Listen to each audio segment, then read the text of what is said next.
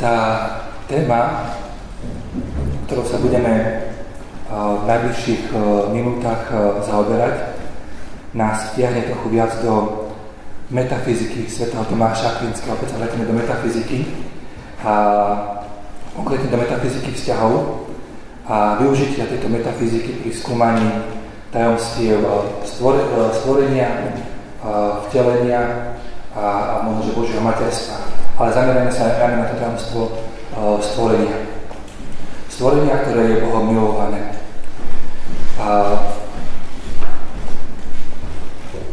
Dokonalý Boh, ako iste viete, je actus purus.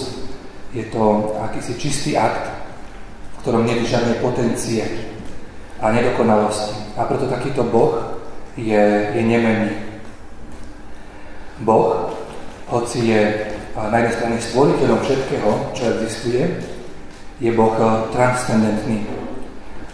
To znamená, že vo všetkom presahujúci svoje stvorenie a nezávislý od neho. No zároveň ten istý Boh je aj Boh imanentný a teda istým spôsobom prítomný vo všetkom, čo existuje. A aj napriek svojej nemennosti a spomenutej transcendentnosti Boh miluje svoje stvorenie. A na konci prednášky tú moju poslednú vetu spoločne opravíme a slovo napriek nahradíme správnym slovom vďaka. Že aj vďaka svojej nemennosti a transcendentnosti Boh miluje svoje stvorenie. Teda aj nás. A spojenie tejto Božej transcendentnosti a Božej nemennosti na jednej strane a Božej imanentnosti a jeho lásky k stvoreniu a na druhej strane bolo často a stále je vnímané ako niečo, čo veľmi nejde dohromady. A ako niečo, čo si navzájom odporuje. A počas prednášky, ak sa tomu dostanem, by som rád spomenul jeden taký silný prúd, jedno také silné smerovanie v rámci súčasnej teológie, ale aj filozofie, ktoré sa nazýva panenteizmus.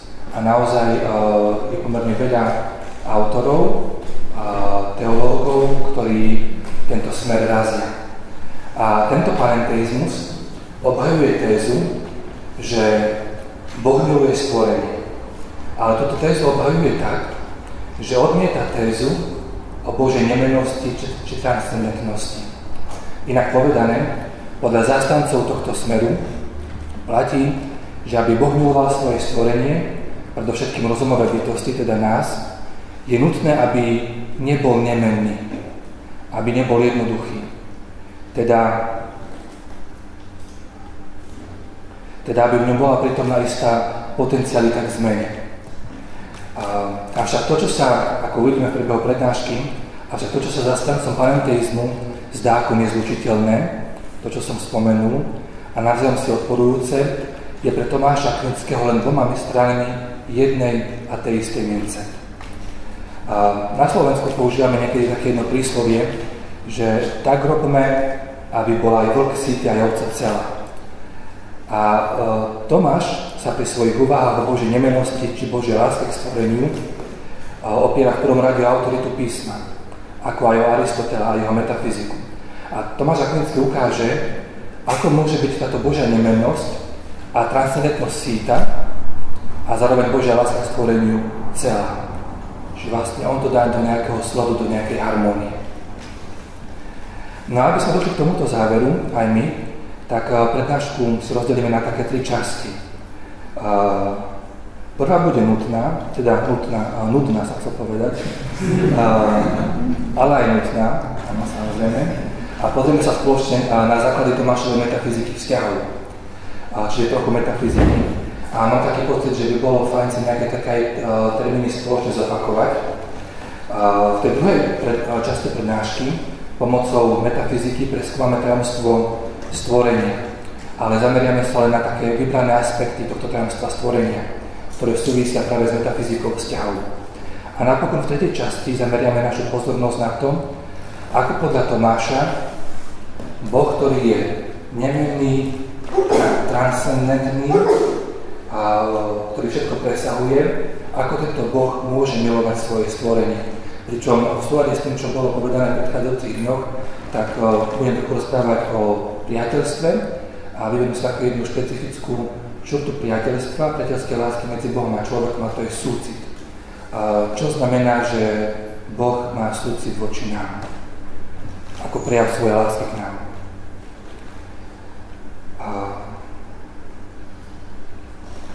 Takže v tej prvej časti, ktorá je pred nami, sa pokúsim predstaviť také základy metafyziky vzťahov, ktoré sa nám neskôr veľmi zidú. A hneď na úvod chcem povedať takú jednu dôležitú vec ohľadom terminológie, že termín vzťah sa v tom Tomášovom používaní líši od toho nášho bežného významu, ako my tento termín používame dnes v súčasnom jazyku. Pretože pre nás termín vzťah často, hoci nie vždy, ale často, má taký psychologický nádych. Hovoríme najmä o vzťahu medzi dvoma ľuďmi. Avšak pre Tomáša Akvinského je termín vzťah jedným z akcidentov predovšetkým. Je to jeden z akcidentov, ktorý inheruje, existuje v subjekte daného vzťahu.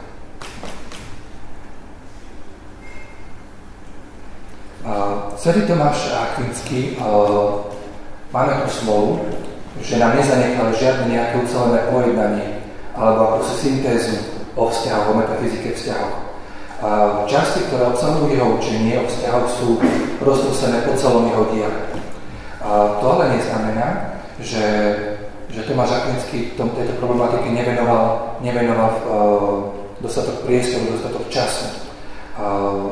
Pretože v jeho dielach, ja o chvíľku zopár spomeniem, nájdeme mnoho miest, kde sa tento koncept vzťahu používa ako akýsi metafyzický nástroj na analýzu filozofických alebo aj takých teologických otázok.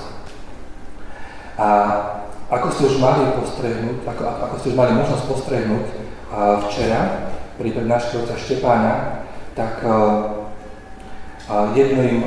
jednou z tém, veľkých tém, v rámci ktorej Tomáš používa metafyziku vzťahov, je tamstvo Trojice, kde sa božské osoby chápu ako nejaké subsistentné vzťahy. Potom ďalšou takou veľkou témou je téma stvorenia, o tom budeme rozprávať. A ďalšou veľkou témou a asi takou najťažšou po Trojici je téma vtelenia, kde Tomáš pomocou metafyziky vzťahov, respektíve lepšie povedané zmiešaných nerecipročných vzťahov, skúma vzťah božskej a ľudskej prirodzenosti v Kristovi, ako navzájom súvisia v akomto vzťahu.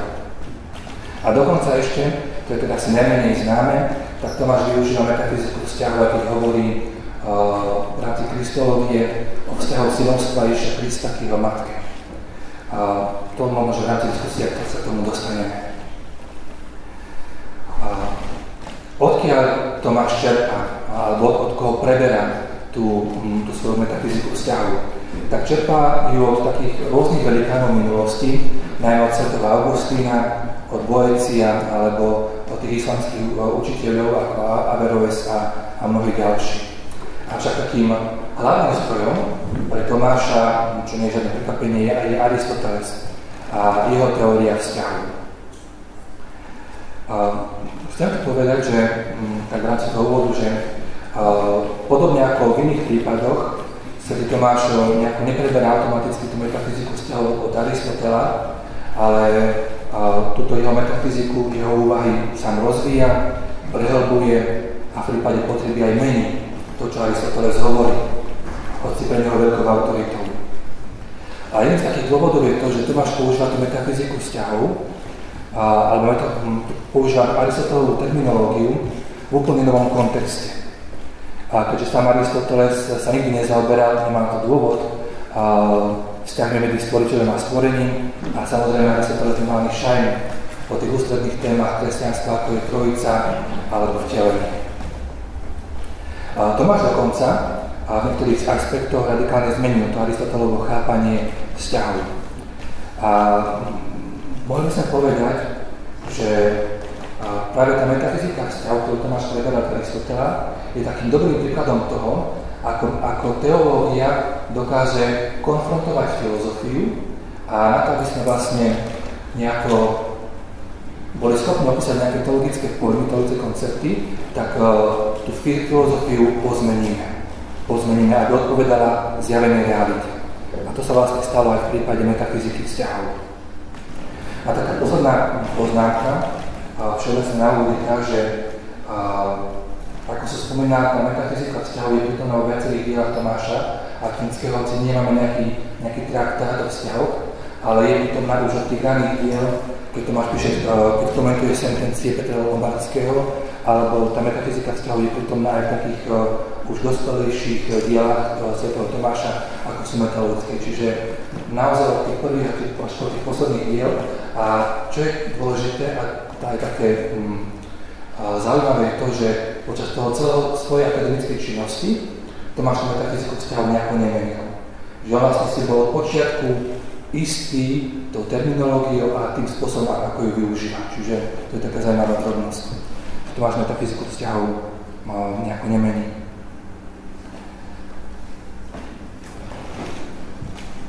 Dobre, tak poďme teraz na samotnú metafyziku. Také základné veci,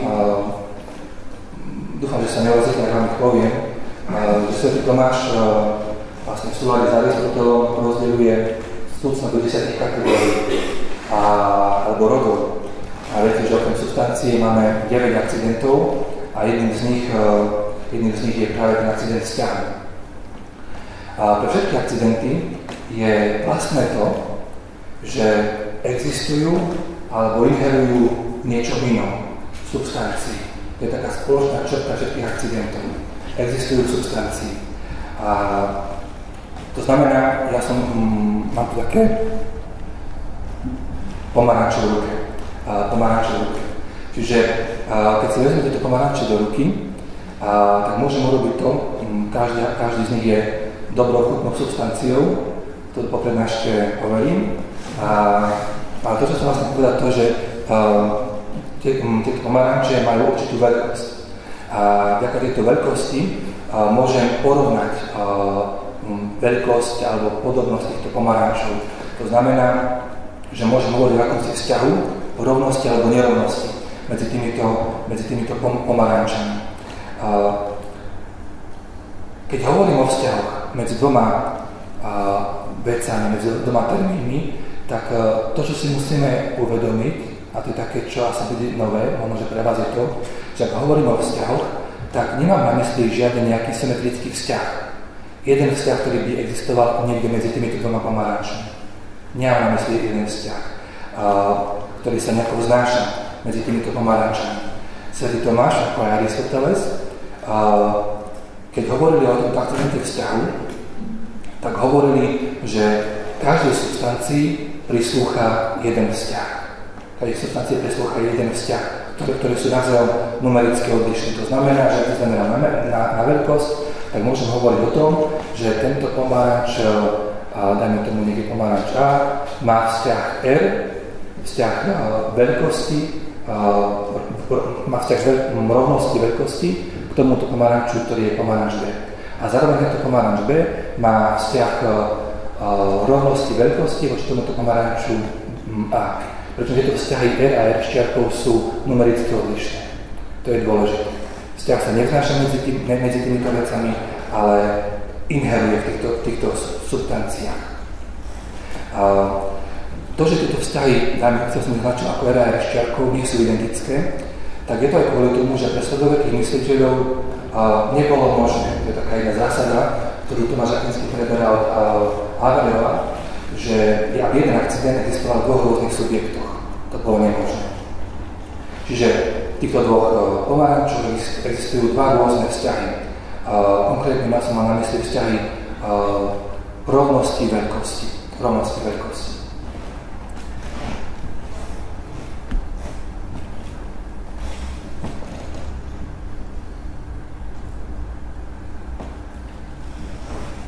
Ďalšou takou dôležitou vlastnosťou všetkých akcidentov, a teda aj vzťahov je to, že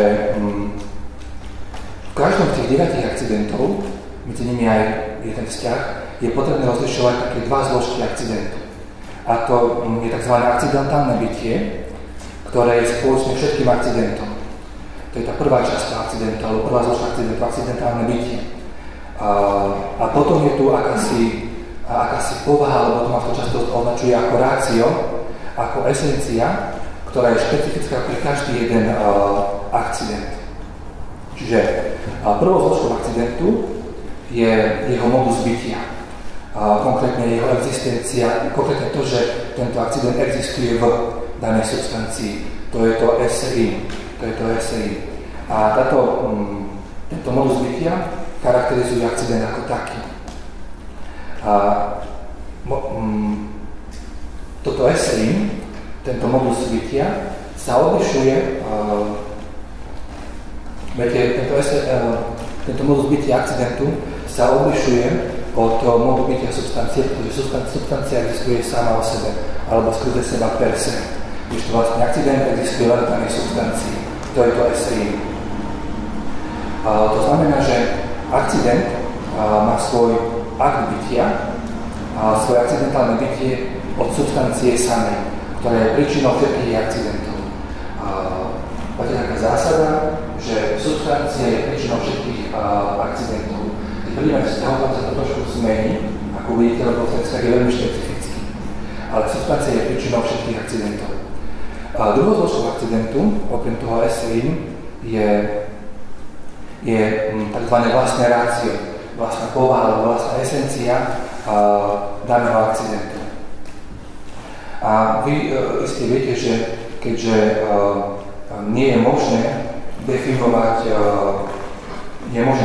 ani jednu z kategórií bytia v tom striktnom zmysle, tak ani to rácio toho akcidentu nemôžeme definovať, môžeme mať iba ako si pseudodefiníciu, pretože tie módy bytia počnúť substanciou a cez akcidenty nie sú definovateľné podľa Tomáša. Opäť to preberá od Aristotela. V prípade toho akcidentálneho vzťahu je viacero takých pseudodefinícií a jedna z takých najčastejšie rozšírených pseudodefinícií je to, že vzťah z dôvodu svojej všeobecnej povahy ako takej je niečím, je to niečo, čo existuje, ale je niečím čisto vzťažným. A práve to, že je niečím čisto vzťažným, je veľmi dôležité. Že vzťah, ako jeden z tých akcidentov, sa vzťahuje na niečo iné. Ako by zameriava pozornosť tej substancie, nasmeruje tú substanciu na niečo iné, čo existuje mimo nej. Čiže vzťah je niečím čisto vzťažným. A veľmi často to máš na to, aby ten akcident vzťahu nejako opísal, v tých svojich dielách používa také spojenie ad aliquid. To znamená, že keď takéto spojenie máte v sume alebo v iných dielách, tak Tomáš hovorí o vzťahu.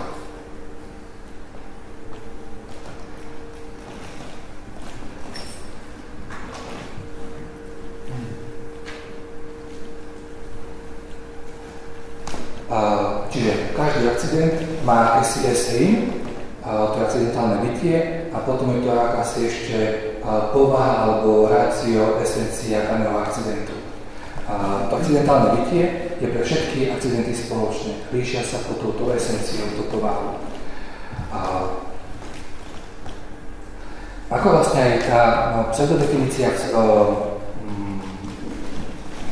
toho rácia, toho povahy vzťahu naznačuje, tak akcidentom vzťahu prislúcha medzi ostatnými akcidentmi také špecifické miesto. A dôvodom toho osobitného postavenia je to, že povaha, to je tá esencia všetkých ostatných akcidentov, sa vzťahuje na subjekt, v ktorom dané akcidenty inherujú. Napríklad akcident quantity, to je akási miera substancie. Vždy, keď definujete, alebo keď hovoríte o akcidente quantity, tak v tej pseudodefinícii vystupuje substancia, ktorej ten akcident existuje. Alebo akcident quality je akási dispozícia substancie.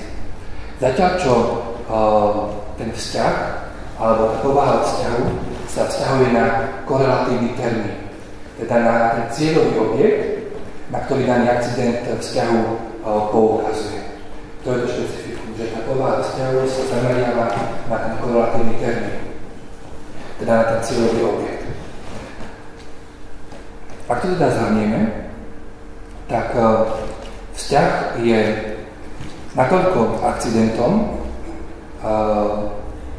natoľko inheruje v tom subjekte, to znamená, že teda vzťah je natoľko je akcidentom, inheruje v subjekte, to znamená, má akcidentálne bytie, SCI.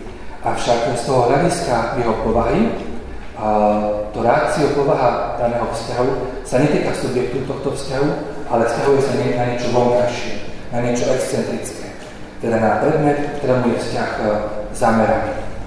Teda tá povaha vzťahu mu vždy naznačuje akúsi zreteľ k niečomu inému.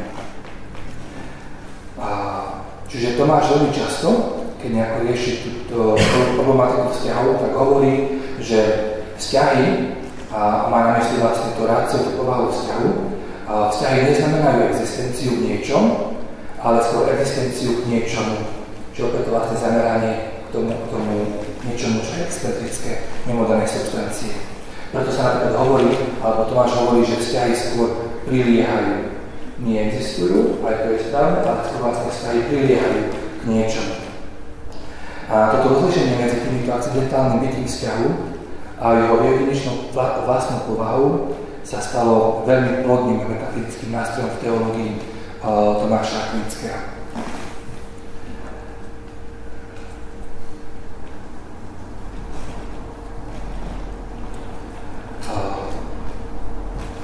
Keď sa posunieme ďalej,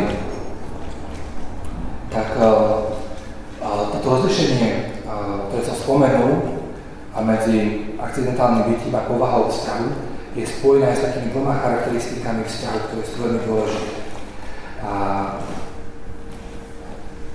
preto všetkým jednou touto prvou charakteristikou, ktorú chcem spomenúť, a ktorá sa potom následne využíva v trinitárnej teológii, ako to včera používal otec Štefán, je to, že vzťah môže existovať bez toho, aby sme tvrdili, že inheruje, existuje v nejakom subjekte. Inými slovami, môže existovať aj bez nejakého akcidentálneho bytia. Niečo, čo je opísané nejakým vhodným ráciom, čo je opísané tým, že sa vzťahuje k niečomu inému. A v tom prípade, ak hovoríme o akýchsi vzťahoch, ktoré nemajú to akcidentálne bytie, ale máme nejakú povahu toho vzťahu, ktoré je zameraná k niečomu inému, tak v tomto prípade hovorím o tzv. Nekategoriálne vzťahy. Čiže v prípade, ako daný vzťah nemá akcidentálne bytie, ale je zameraný k niečomu, pretože má určitú povahu vzťahu, je tam to rácio, tak je to tzv. Nekategoriálny vzťah. A existujú dva typy takýchto vzťahov. Tým prvým typom vzťahov sú osobné vzťahy v trojici. Vzťahy v trojici to sú nekategoriálne vzťahy. Teda v trojici hovoríme o štyroch vzťahoch, a to je jedine otcovstvo, synovstvo, aktívna spirácia a pasívna spirácia.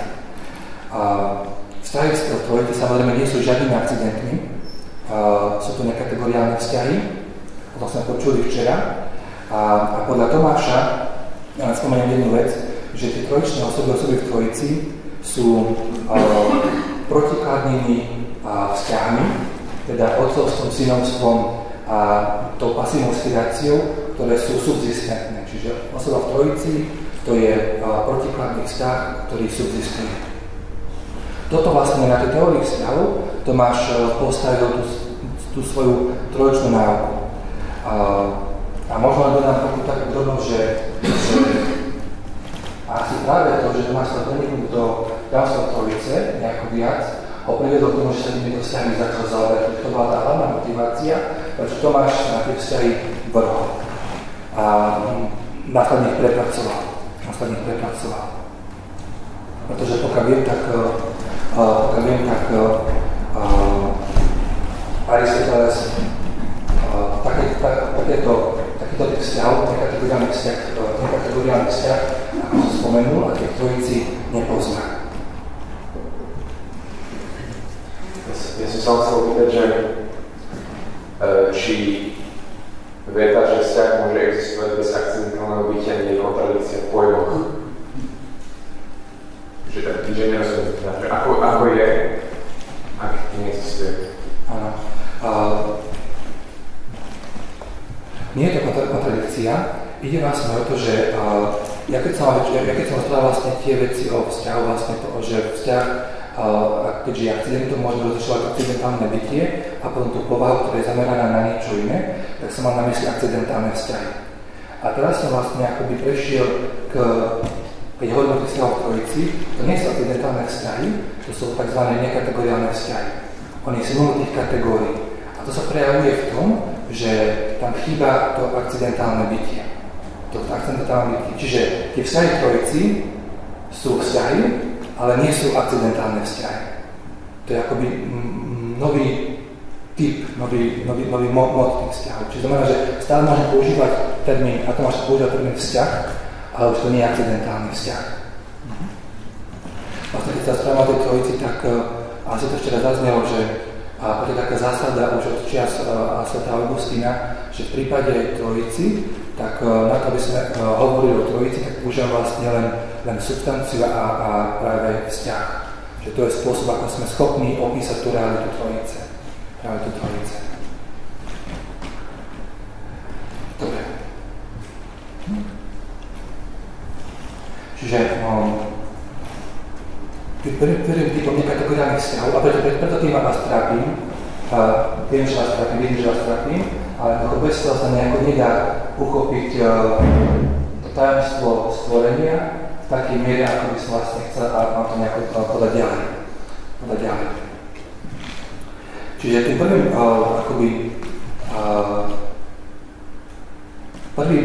nekategoriálnym typom vzťahu práve sú tie vzťahy v Trojice. Tým druhým typom nekategoriálnych vzťahov, a to vám ešte viac pomýlim, uvidím, sú tzv. Ale už sa začína to nejako trošku akoby komplikovať, alebo vyvolávať otáznik, sú tzv. Pomyselné vzťahy, alebo logické vzťahy. Pomyselné alebo logické vzťahy to sú vzťahy, ktoré nie sú akcidentálne, sú nekategoriálne, ale to máš ich používať. A sú to vzťahy, ktoré tak povedať existujú len v našej mysli. Sú produktom nášho uvažovania, nášho rozvažovania nad realitou. A hoci tieto vzťahy existujú iba v našej mysli, tak oni zohrávajú veľmi dôležitú úlohu v tom Tomášovom chápaní vzťahu stvoriteľa stvorenia. A jeho chápaniu vzťahu božskej a ľudskej prirodzenosti v osobe Krista. To vlastne má zvládniť tom, čo trochu to súvisí s tým, čo sa pýtal Ayman, že práve spomenuté tie nekategoriálne vzťahy nie sú akcidentní vo vlastnom zmysle slova, ale stále môžeme považovať za legitímne vzťahy. Dobre, takže tou prvou charakteristikou, takou zvláštnou vzťahu je to, že okrem tých akcidentálnych vzťahov máme aj vzťahy nekategoriálne. Trojici a potom pomyselné vzťahy. Tým sa ešte dostaneme.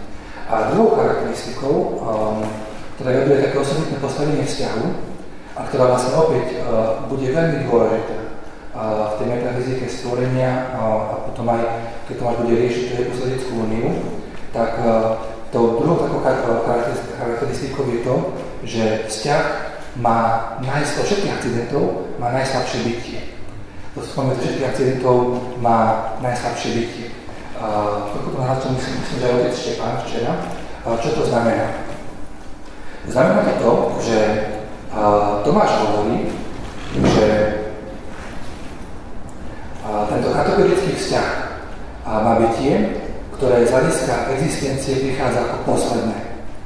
Keďže jeho existencia tohto vzťahu nezávisí len od existencie substancie, ktoré tento vzťah inheruje, ako je to v prípade iných akcidentov, ale závisí aj od existencie iných akcidentov, ktorí tento vzťah spôsobujú. Na to, aby sme mohli hovoriť o kvantite alebo kvalite tohto pomaranča, stačí vlastne to, že máte tu nejakú substanciu. A na to vlastne, aby sme mohli hovoriť o vzťahu, je potrebné aj to, že by ešte tu bol ďalší nejaký objekt, to už je niečo najvyššie, čo to tým nebolo v prípade kvantity alebo kvality. A potom je ešte to si nechám na neskôr, že Substancia je príčinou vzťahu, keď je ten akcidentom, ale musí byť ešte niečo iné. Substancia a vlastne vzťah vzniká, keď sú splnené nejaké podmienky, keď sú pritomné nejaké akcidenty, tie o chvíľu spomeniem. Ale práve kvôli tomu, že na to, aby sme mohli hovoriť o nejakom vzťahu, okrem toho, aby sme mali substanciu, sú potrebné ešte nejaká taká konštelácia iných akcidentov, tak práve to spôsobuje to, že ten akcident vzťahuje najvzdelenejšie od substancie. Kvantita stačí, ak existuje substancia, kvantita môže existovať. Ale vzťah potrebuje okrem substancie ešte niečo iné. Samozrejme, že tá skutočnosť, že vzťah má to najslabšie bytie, neznamená, že neprispieva k dokonalosti stvorených vecí. A to nejaký objekt, nejaký subjekt, nejaká substancia má vzťah, tak ten vzťah, ak je reálny, ju obohacuje. Aktualizuje v určitom zmysle.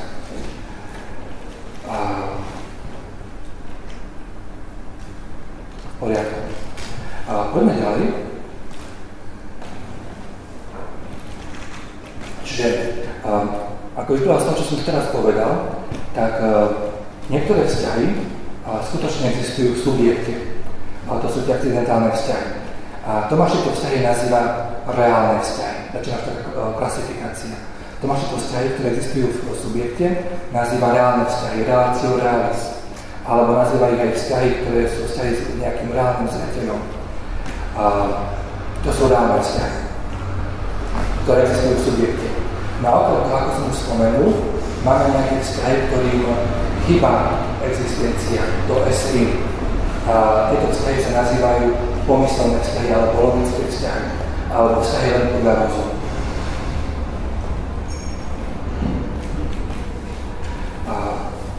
Keď teraz to nejako dám všetko dohromady, čo sme povedali, a zameriam sa vlastne na tie reálne vzťahy a pomyselné vzťahy, tak môžem povedať to, že tie oba typy vzťahov sa vyznačujú svojou vlastnou povahou. To znamená, že aj ten vzťah reálny, aj ten vzťah vlastne pomyselný má nejakú povahu vzťahu, má tú esenciu, čiže ten zreteľ k inému, čo sa v filozofii nazýva eseat, avšak tie vzťahy sa líšia v existencii, v tom esein vzťahu. Reálny vzťah má esein a eseat a pomyselný vzťah má iba eseat. Bodka. Jasné.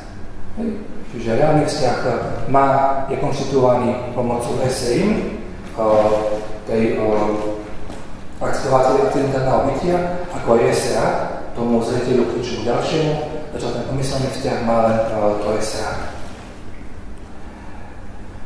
Dobre, čiže reálne vzťahy a pomyselné vzťahy. Na to, aby sme sa dostali k tzv. Vzťahom zmiešaným, tak ako si tušíte, to budú spočívať v tom, že nejako sa nám tie vzťahy reálne a pomyselné budú miešať navzájom. Poďme na chvíľku ešte k vzťahom reálnym. A poďme si teraz také 4 podmienky, ktoré musia byť splnené, aby v nejakých termínoch, v nejakých veciach tie vzťahy existovali. Takže 4 vlastne nevyhnutné podmienky, aby sme nejaký vzťah mohli považovať za reálny vzťah. Tá prvá podmienka je to, že musíme mať nejaké 2 rozdielne termíny vzťahu. Musíme mať 2 termíny vzťahu. Tieto termíny vzťahu sa musia byť navzájom odlišné. To znamená, že pre Tomáša vzťah identity, to, čo sa vzťahuje k sebe samému, nie je to reálny vzťah. Čiže 2 reálne termíny vzťahu, ktoré sa navzájom odlišujú, a pričom tento vzťah, tretia podmienka, to je dôležité, bude spôsobený alebo zatočený tzv. Základom, ktorý je obsiahnutý v tejto veci, v danom subjekte. Musí byť nejaký základ toho vzťahu.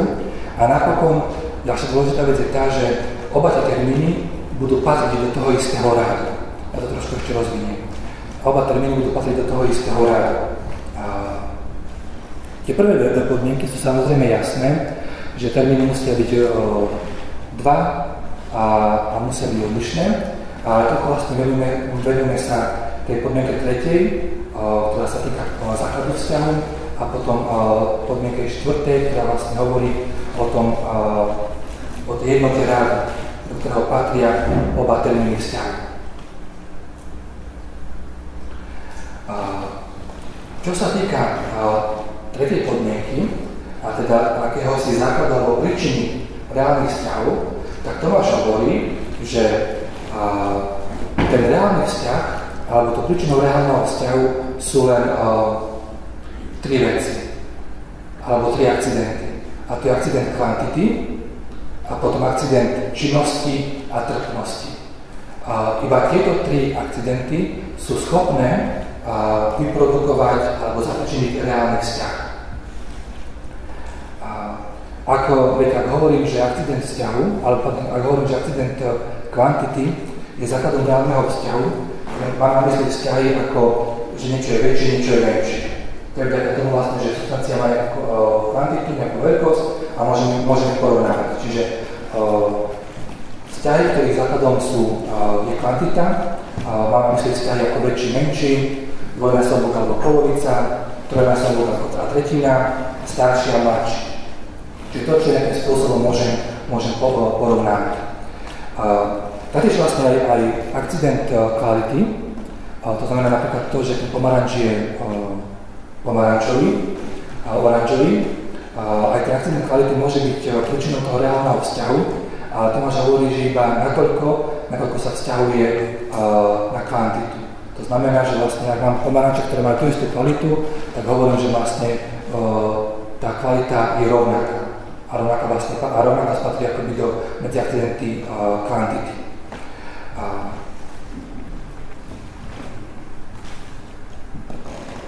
Čiže môžem hovoriť o tom, že jedné obloko je svetlejšie alebo druhé je tmavšie.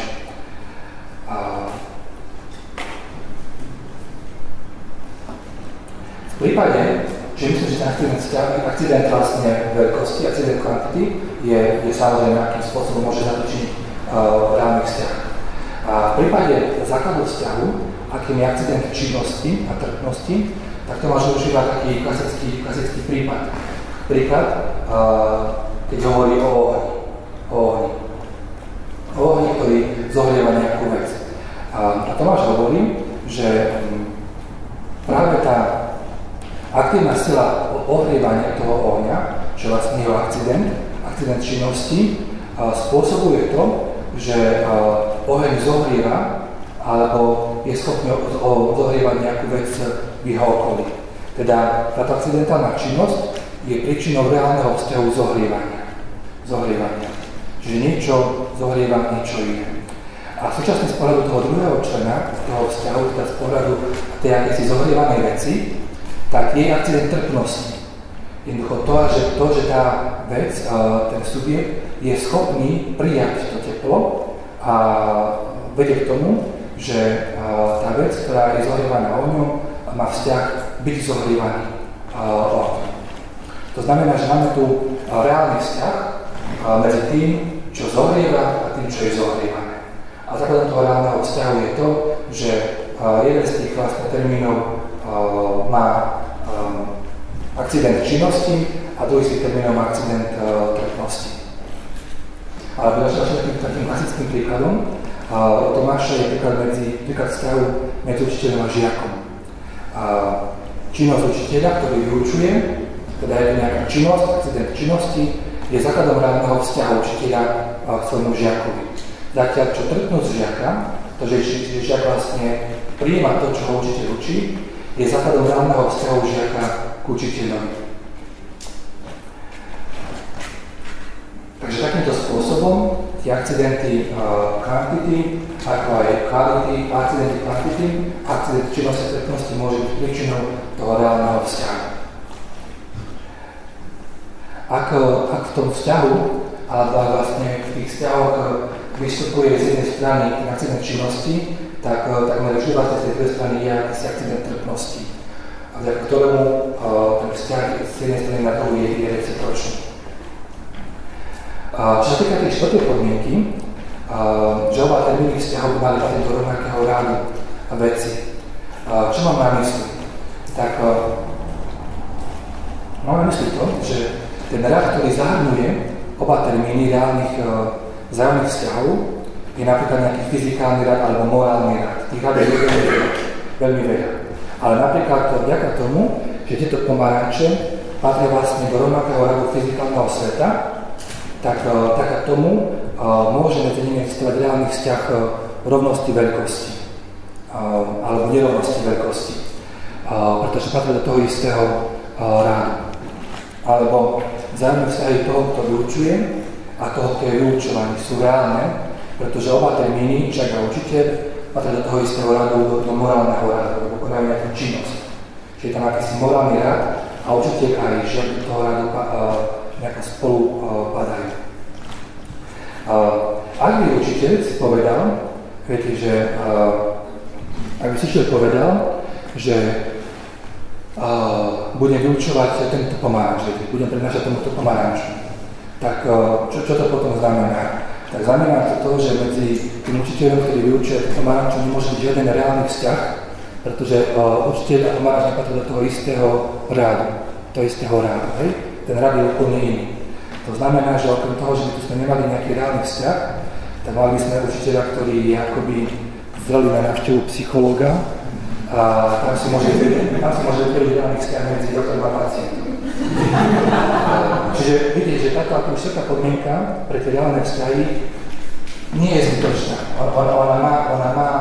Ona je dôležitá a viete asi, ako k tomuto smeruje, že v prípade, ak budeme hovoriť o vzťahu tým, čo je božské a ľudské, alebo stvorené, ten rád je iný. To znamená, že medzi tým božským a ľudským tam nemôžeme hovoriť o reálnych vzťahoch, obojstranných. K tomu sa dostaneme.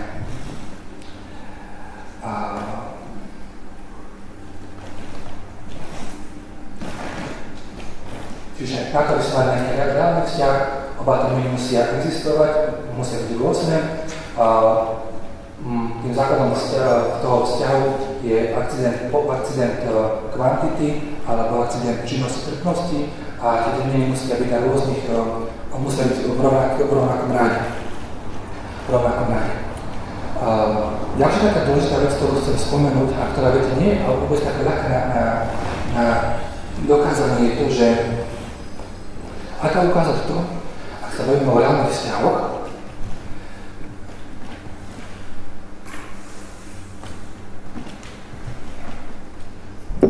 viete, že ako dokázať to, že ten reálny vzťah je súcno, ktoré naozaj niečo pridáva tých substancií, ktoré inheruje veci, lebo to, že tento pomaranč má akcident veľkosti, alebo akcident kvantity, alebo akcident kvality, to je zrejme, to vidíme očami. Ale ten vzťah nejako nevidíme. Čiže ako dokázať tú existenciu vzťahu na ontologickej úrovni nie je až také ľahké. A Tomáš pri tom dokazovaní používa taký jeden príklad, ktorý tu nejako trošku rozvediem. Tomáš hovorí to, že tá reálna existencia reálnych vzťahov sa prejaví vtedy, ak nejako budeme skúmať nie jednotlivcov, ale celok. Tomáš hovorí, že dobro alebo dokonalosť istého celku, zloženého z mnohých jednotlivcov, je založené na ich usporiadaní, na akomsi poriadku medzi tými jednotlivcami. To znamená, a tento poriadok je daný tým, alebo je založený na tom, na dokonalosti všetkých členov tohto celku, ale aj na ich vzájomnom usporiadaní v rámci daného systému. To znamená, že akýsi systém jednotlivcov, systém nejakých entít, tú svoju dokonalosť čerpá nie iba z dokonalosti jednotlivcov, jednotlivých entít, ale aj z toho, že tie entity sú nejako, viete, usporiadané. Že sú medzi nimi nejaké rozumné vzťahy. No a Tomáš tam napríklad používa príklad s armádou.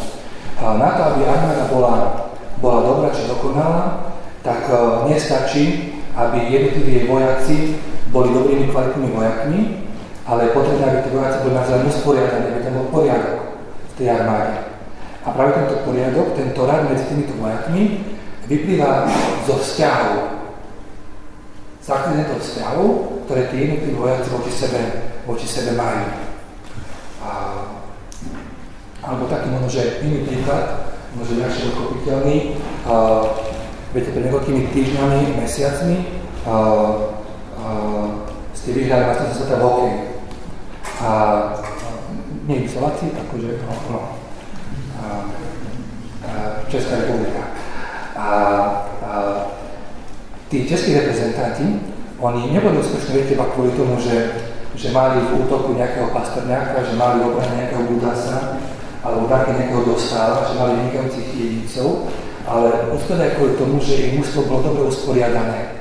Že vlastne tam boli tie reálne vzťahy, že útočníci boli vpredu, obrancovia boli vzadu, ale to usporiadanie dodržiavali. Čiže inak povedané, tí hokejisti dobre pochopili metafyziku vzťahov a... No je to tak. Dobre pochopili metafyziku vzťahov a to im prinieslo zlato. Čiže naozaj na týchto tímových športoch vidno to, že ten akcident vzťahu zameranie tých jednotlivcov iným prináša dokonalosť do toho celého. Takže hoci je reálny vzťah, ako sme spomínali, najviac nedokonalý akcident, lebo je od substancie najviac vzdialený, pretože v tejto substancii existuje posledníctvom akéhosi základu, tak predsa je to akcident, ktorý prispieva k dokonalosti svojho subjektu. Predsa ako ten reálny vzťah tam niečo, nejakú dokonalosť do danej substancie vnáša. A pretože dokonalosť veci nespočíva len v nejakej vnútornej dokonalosti, ale aj v poriadku usporiadaných vzťahov tejto veci k ostatným.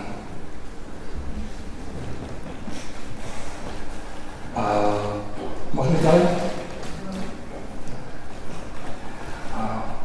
Viete, teraz medzi vami sú nejaké vzťahy, to ako sedíte, vlastne tak, to je z tých na prvom radu, to sú reálne vzťahy, ktoré nejako vás určujú to vaše bytie, určujú to, kde ste.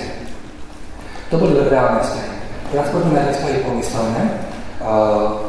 Opäť vlastne si pomôžem tým, že ako definovať, alebo čo musí byť splnené, aby sme mali tie pomyselné vzťahy, alebo tie logické vzťahy, ktoré nie sú akcidentné. To znamená, že je to veľmi jednoduché. Pomyselný vzťah existuje medzi dvoma termínmi vtedy, keď jedna z tých 4 podmienok nevyhnutných reálnych vzťah nie je splnená. Hotovo. Čiže ak niečo z tých 4 podmienok reálnych vzťah nie je splnené, hoď jedna vec, tak potom máme automaticky pomyselný vzťah.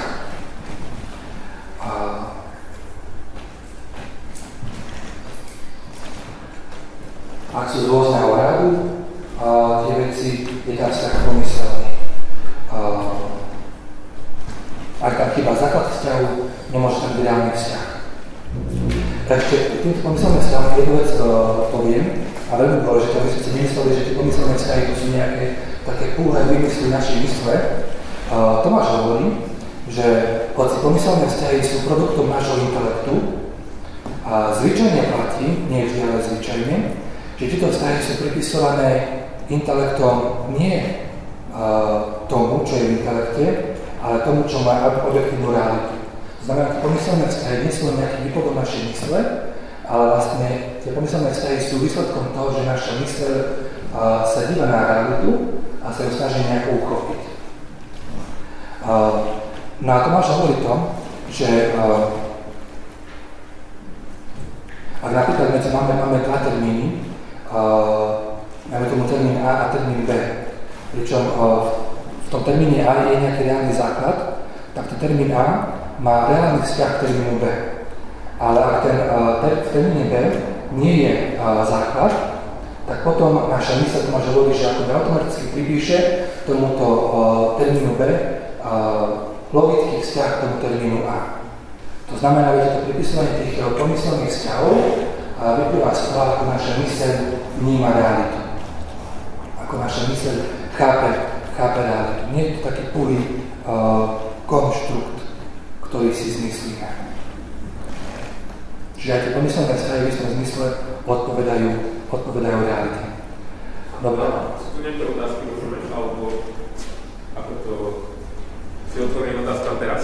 Áno, samozrejme. Vlastne už pomaly vlastne končí tá metafyzika, takže, ale jasne. Či príkladom toho pripisovania vecí, ktorá ten základ nemá, o práve určiteľ, čo sa určiteľ pomaráč. To znamená, že vy všetko vlastne pripisovanie psychologicky. Áno, samozrejme vlastne.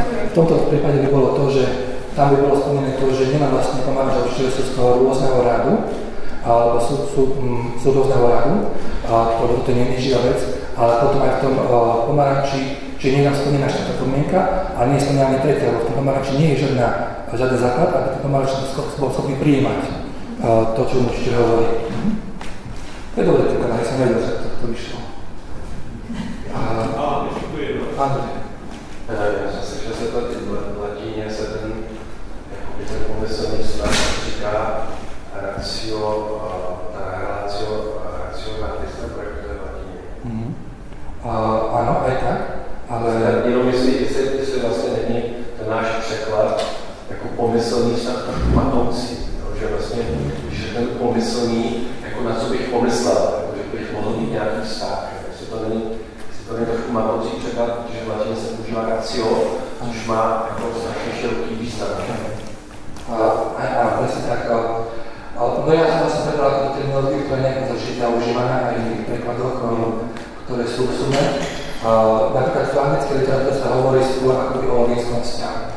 Ale sa to má také nejaké svoje limity, že terminológia akoby nie je taká rozkolená, hej? Je bohatá, ale nie je nejako uskalená.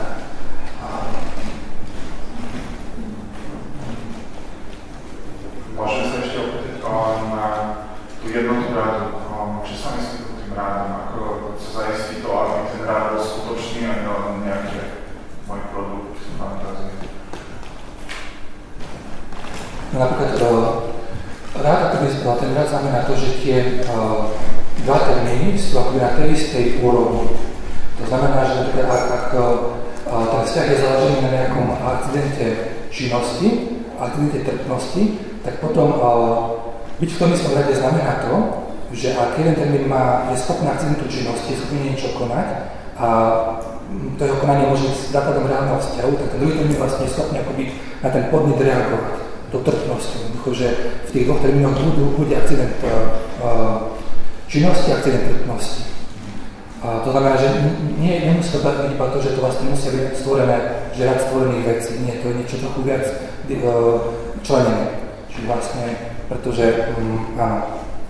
Dokonca viete,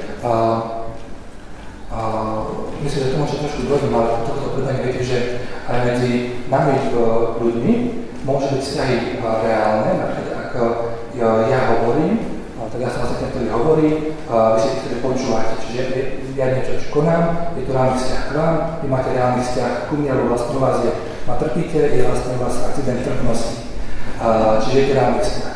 Ale v prípade k tomu, že ja by som sa na vás pozeral, na čo vás robím, tak mňa to dívanie na vás, je to vlastne akcident činnosti, obohacuje vlastne, lebo som vyvolený koncept. Ale za mňa to, že ja sa na vás pozerám, nič nerobí, pretože nejakým spôsobom nereagujete na to, že sa na vás dívam. To znamená, že z mojej strany k vám je to vzťah reálny, mňa to obohacuje, ale ten môj akt hľadenia na vás vo vás nevyvoláva žiadnu trpnosť, že vzťah vás ku mne bude iba logický, čo sa týka vlastne, ak hovorím o tej činnosti, pozerania. Tam nie je tá jednota rádu. Tam nie je tá jednota rádu. Ale tá jednota rádu nie je tam, tá jednota rádu je na to, že sme ľudia, ale nie je tam jednota rádu na tej činnosti a trpnosti, a povedať si trpnosti.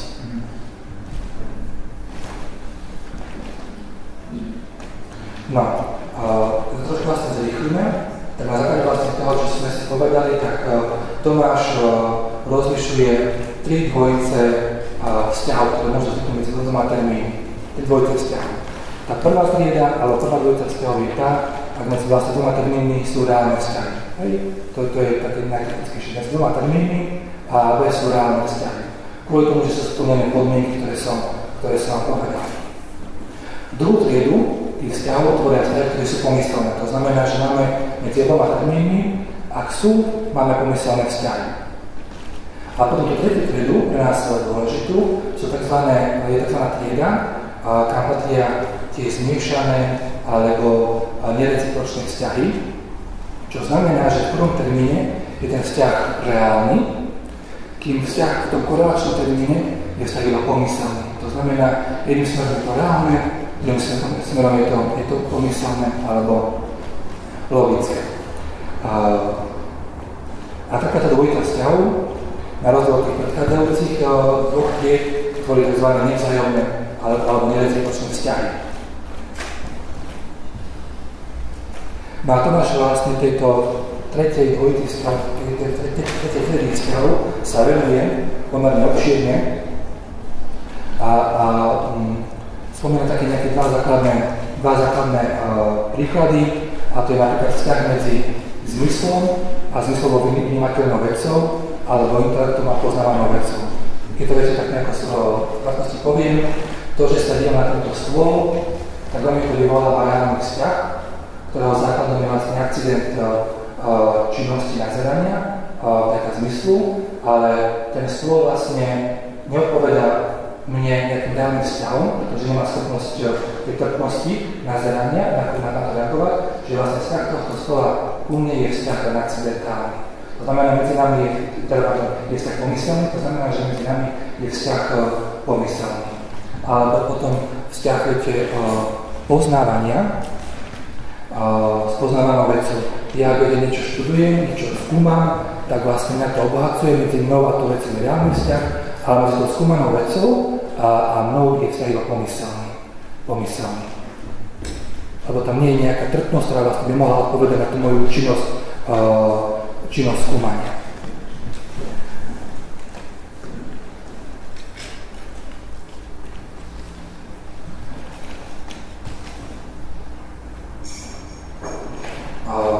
Čiže hoci existuje činnosť zmyslového vnímania, ktorá slúži ako základ reálneho vzťahu na strane zmyslového vnímania, na tej mojej strane, neexistuje nejaký zodpovedajúci základ reálneho vzťahu na strane toho zmyslovo vnímateľnej veci. Avšak podľa nášho spôsobu chápania reality, intelekt nevyhnutne pripíše do tej zmyslovo vnímateľnej veci pomyselný vzťah ku mne, k môjmu vlastne zmyslu. Tu vlastne spomeniem to, že nevždy platí, je to často, ale nevždy platí, že ak máme akúsi činnosť ak máme nejaký akcident činnosti, akcident trpnosti, že sa automaticky jedná o zmiešané vzťahy. Lebo napríklad, ak spomeniem príklad, ktorý som spomínal, ten oheň a zohrievanie vlastne. Tam je to činnosť trpnosť a tam máme reálne vzťahy. Tá prvá teda vzťahov,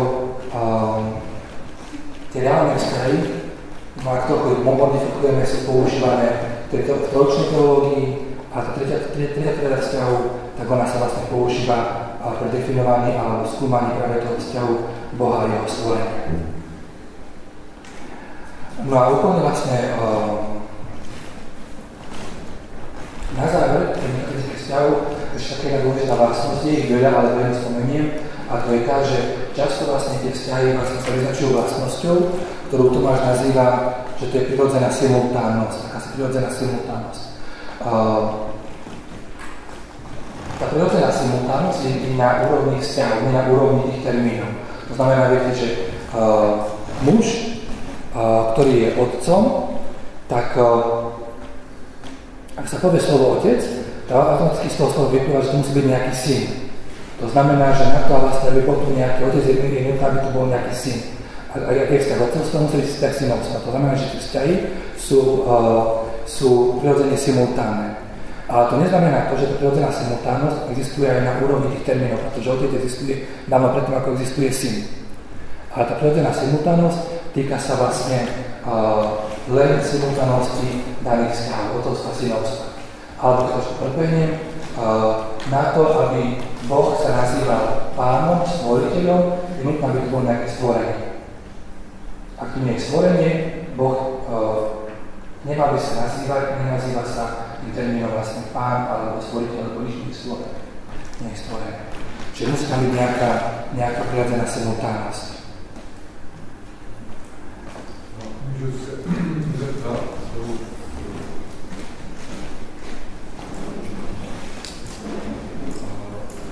tak to souvisí teda s tou boží neměnností, že vlastně Bůh je stvořitel a Bůh je taky vykupitel. No a vlastně všechno je ten dokonale uskutečněné, jenomže lidstvo, tak ono nějakým způsobem teda padlo a potom předtím byl jenom stvořitel a pak jako by byl vykupitel, čili jestli by to nebyla jako by na té úrovni nějaká změna. Že něco bylo a najednou, nebo vlastně něco nebyl a najednou něčím jako by byl. Ale zmena by to nebola, pretože jednak kvôli tomu, že tie termíny vlastne, tie názvy používame vlastne v anglickom zmysle a znamená kvôli tomu, že vždy vlastne hovoríme o tom vzťahu Boha k stvoreniu, tak vlastne ten vzťah Boha, o ktorom budeme rozprávať k tomu stvoreniu, je vždy vlastne vzťah pomyselný, logický. To znamená, že Boh, hoci je stvoriteľom všetkého, je príčinou všetkého, jeho vzťah k tomu stvoreniu, ktoré z neho vychádza istým spôsobom, je vzťah pomyselný, nie je reálny. A keď je vzťah pomyselný, nie je to vlastne akcident, nemôže byť Bohu vlastne kvôli tomu nejaká zmena uskutočnená.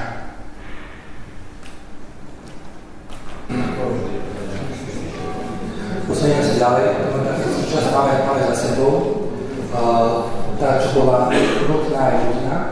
A teraz ideme postupne aplikovať metafyziku vzťahu práve na tajomstvo stvorenia. Pretože, ako som spomínal, okrem toho tajomstva stvorenia, Tomáš to využíva aj pri opise hypotetickej únie, čiže tajomstva stvorenia a potom aj pri materstve Panny Márie. Ale to nás nebude teda zaujímať.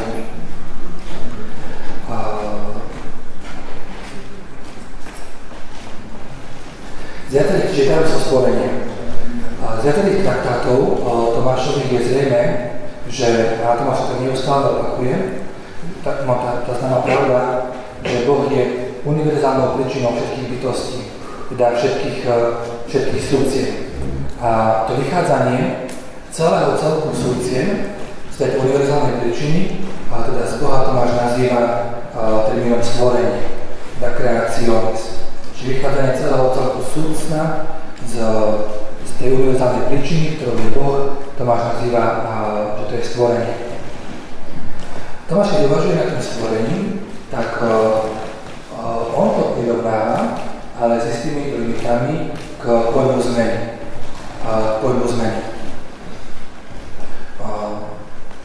A to kvôli tomu viete, že zmena nastala vtedy, ak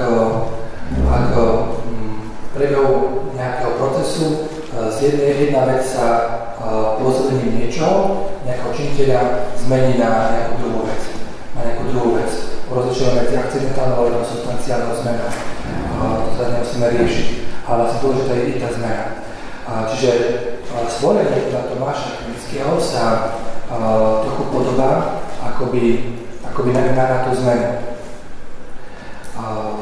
Zmena je akási časová udalosť, ktorou sa stav subjektu zmeny na jej začiatku nejakým spôsobom líši od stavu subjektu na konci tejto zmeny.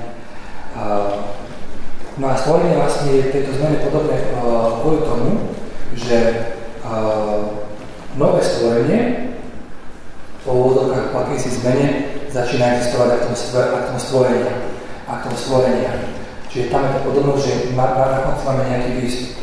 Ale to, čo je nepodobné, je to, že neexistuje nič predtým. Pretože stvorenie alebo ten stvoriteľský akt je z nebytia, ktoré je ničím. Boh stvoril všetko z ničoho, z nebytia.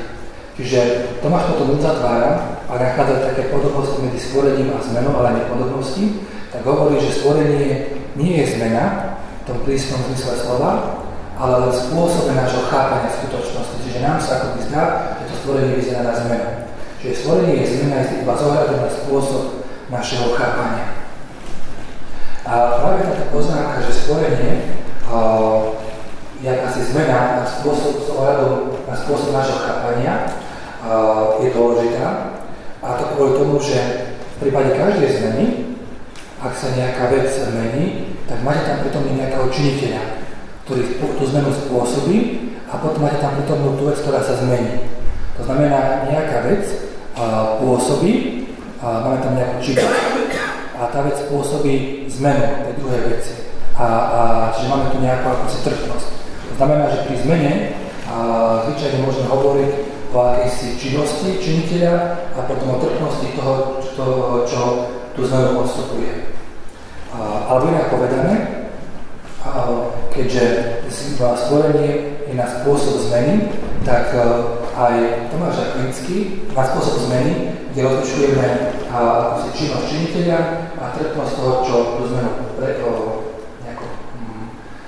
prebieha, čo podstupuje tú zmenu. Tak Tomáš hovorí aj to, že aj to stvorenie musíme rozlišovať medzi aktívnym a pasívnym zmyslom stvorenia. To je veľmi dôležité. Stvorenie rozlišujeme aktívny zmysel stvorenia a potom pasívny zmysel stvorenia. Čo je ten aktívny zmysel stvorenia? Veľmi jednoduché. V aktívnom zmysle, ako si to činom rode, znamená stvorenie Boží čin, Boží akt. Jednoducho, Boh je ten, ktorý tvorí. Boh je ten, ktorý tvorí, ktorý vykonáva akúsi činnosť. Tomáš hovorí, že stvorenie v tom činnom rode, v tom aktívnom zmysle, nie je nič iné ako božská činnosť, ktorá je Božou podstatou. Božia činnosť je totožná s podstatou. A ako tu viackrát včera zaznelo, tak Boh nie je rozdiel medzi jeho esenciou a činnosťou. Naopak, esencia a činnosť sú totožné. A to privádza Tomáša k tomu, že vzťah Boha k jeho stvoreniam nie je reálny, ale iba pomyselný. Ja to teraz trochu vysvetlím, ako na základe toho, čo som povedal. Tomáš prichádza k tomu, že vzťah Boha k stvoreniam nie je reálny, ale iba pomyselný. Tento záver je daný aj tým, že v prípade reálneho vzťahu medzi akousi príčinou a účinkom máme vždy istý, sa to nazýva v latinčine akciomedia. Čiže akýsi stredný prostredný akt, ktorý je spoločný príčine, ktorá koná, ale aj účinku, ktorý tento akt akoby prijíma. Čiže vlastne v prípade nejakých zmien, v prípade reálneho vzťahu medzi príčinou a účinkom máme niečo, čo je spoločné aj tej príčine, aj tomu účinku. A keď sa napríklad vrátime tomu príkladu s ohňom, tak akt zohrievania patrí aj ohňu, ako konajúcemu, a zároveň patrí aj objekt, ktorý je zohrievaný. Hej, to je to vlastne ten akt zohrievania, a patrí aj tej príčine, a potom aj tomu telesu, tomu objektu, ktorý je zohrievaný. Avšak v prípade Pána Boha, ak jeho akt stvorenie je totožný s Božou esenciou, ktorá je transcendentná voči stvoreniu, tak o tom žiadnom prostrednom akte, akciomedia, nemôže byť ani reč. Pretože vlastne Božia činnosť, ktorá je totožná s Božou esenciou, je v úplnom inom poriadku ako nejaké stvorenie. Čiže na základe toho Tomáš usudzuje, že keďže chýba ten prostredný akt, to akciomedia, ten vzťah Boha k stvoreniu je len pomyselný. Ja sa ešte vrátim k tomuto vzťahu a trochu nejak inak ho uchopím. Ale toto je jedna z ciest, ako dostať k tomu, že vzťah Boha k stvoreniu nie je reálny, ale pomyselný. V tom zmysle, ako sme si pravili, ako chápeme reálny vzťah, ako chápeme pomyselný alebo logický vzťah.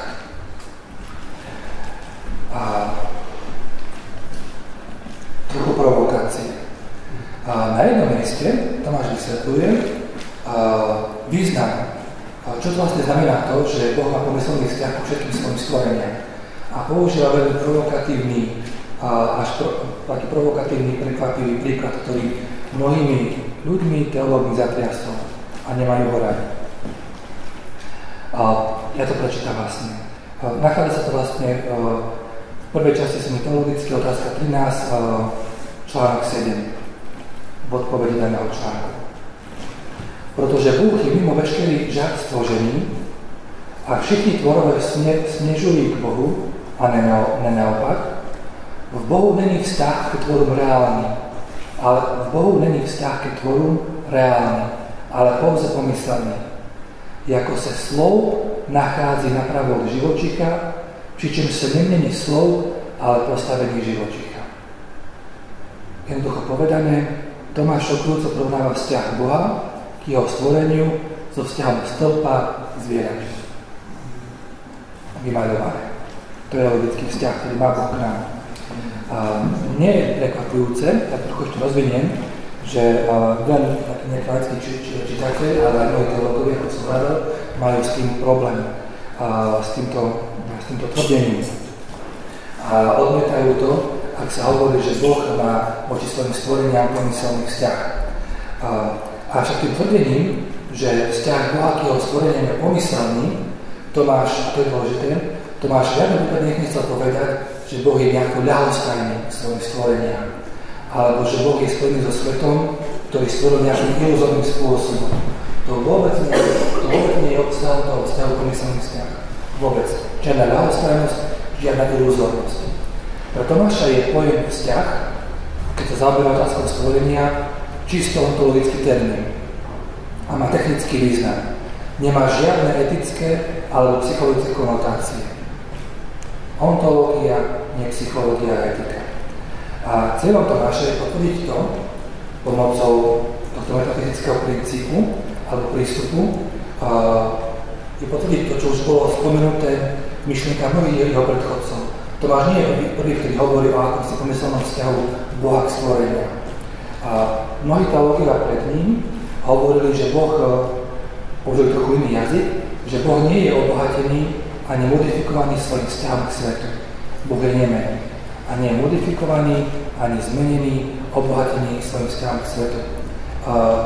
Vzťah k svetu nepridáva Bohu jeho božskej dokonalosti nič nové.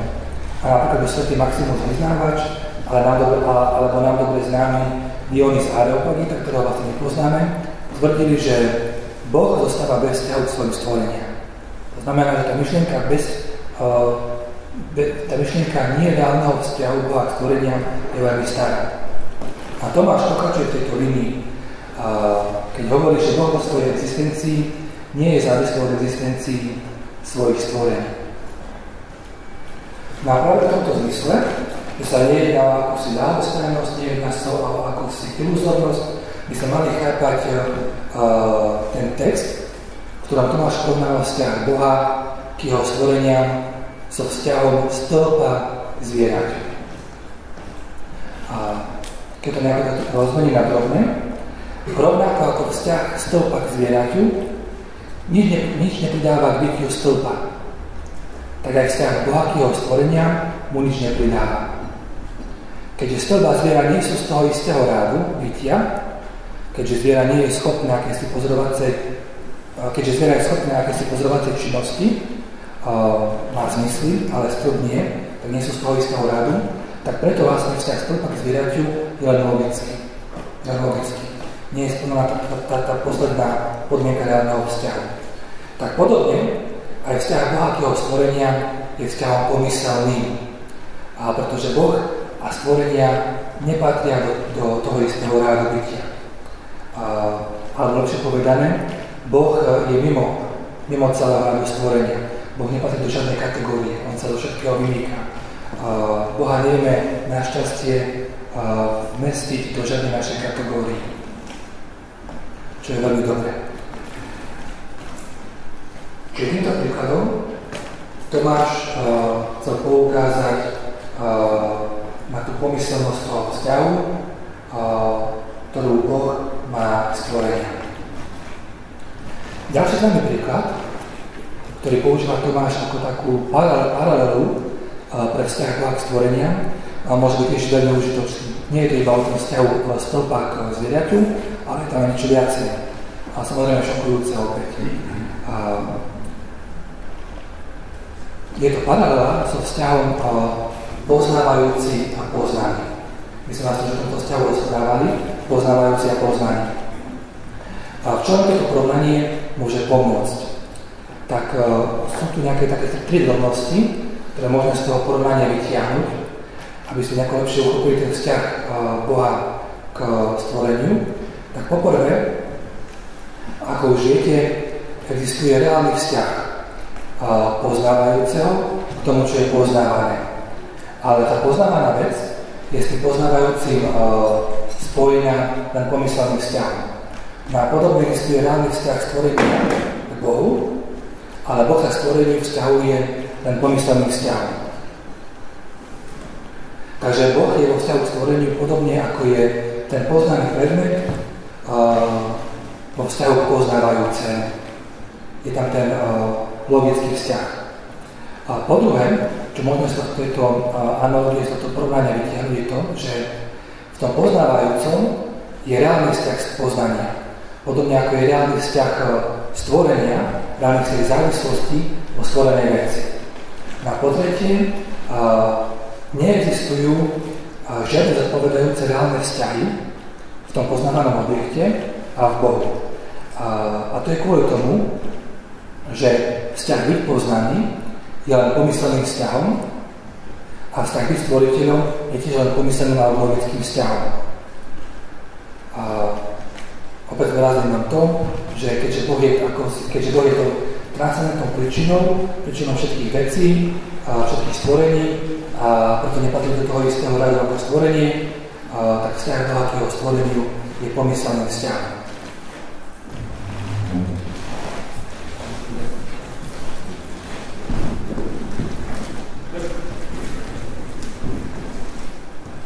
Jenom leží v hlavě, když jsi říkal, že Bůh je mimo naše kategorie a jak je to ze substancí a se vztahem dá se říct, že naopak Bůh je vlastně substancí nejvyšším slova smyslu z těch kategorií a ten vztah tam nějakým způsobem je.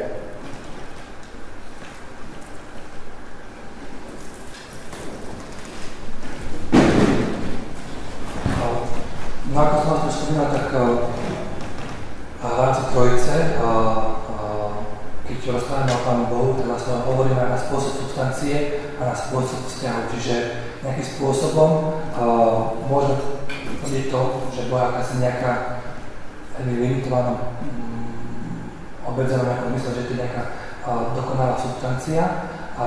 Všetky tie obmedzenia a nepodobnostiach s tou tvorenou substanciou.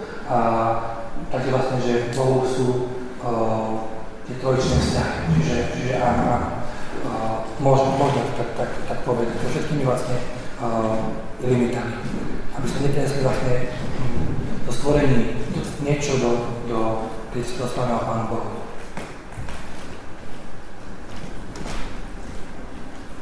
Ja by som sa chcel spýtať, či vznikla nejaká zmena alebo nejaká dráma po vtelení, že ako vyzerá vzťah Božstva Ježiša Krista.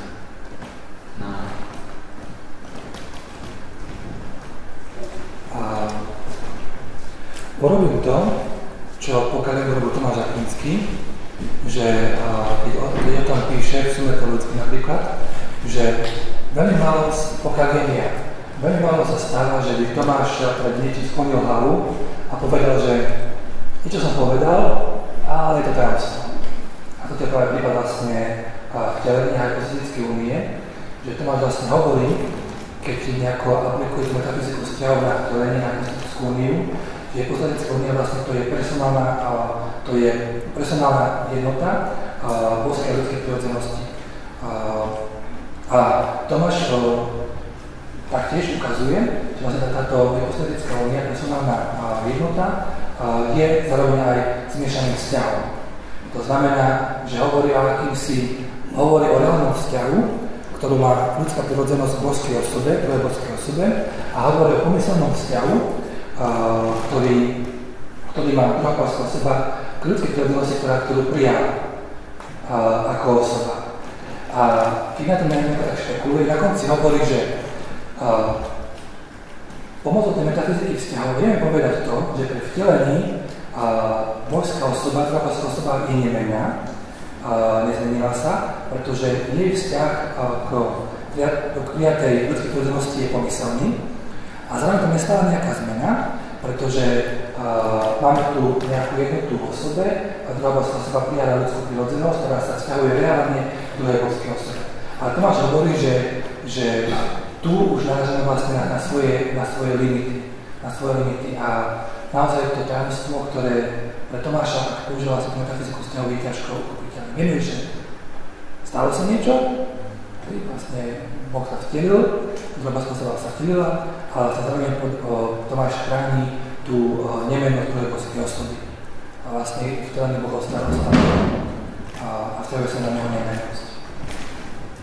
Ale je to vlastne z tých troch vlastne tajomstiev stvorenie, vtelenie, Božie materstvo, toto je najťažšie pre Tomáša. Aj pre mňa. O mnoho viacej.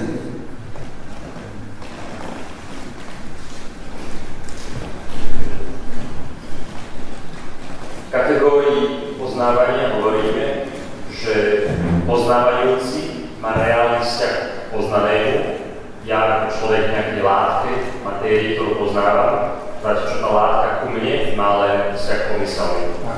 Avšak v prípade Boha, ako sme to aplikovali, som sa trošku strátil, že kto je ten, vlastne, ktorý poznáva, keď hovoríme, že napríklad Boh mňa pozná lepšie, ako poznám ja sám seba, a kto je ten poznávaný. Máme to dokonale sa do takých vzťahov, alebo teda budeme hovoriť o tých reálnych vzťahov a pomyselných vzťahov, tak Boh je tak, ako medzi poznávaným a tým, čo je poznávané, je reálny vzťah, tak medzi stvorením a Bohom je reálny vzťah. A tak ako medzi poznávaným a tým, kto poznáva, je logický vzťah, tak je logický vzťah medzi Bohom a stvorením. To znamená, že ako v tej analógii Boh je na strane toho, čo je poznávané. A to vlastne kvôli tomu, aby Tomáš vlastne pomocou tej analógie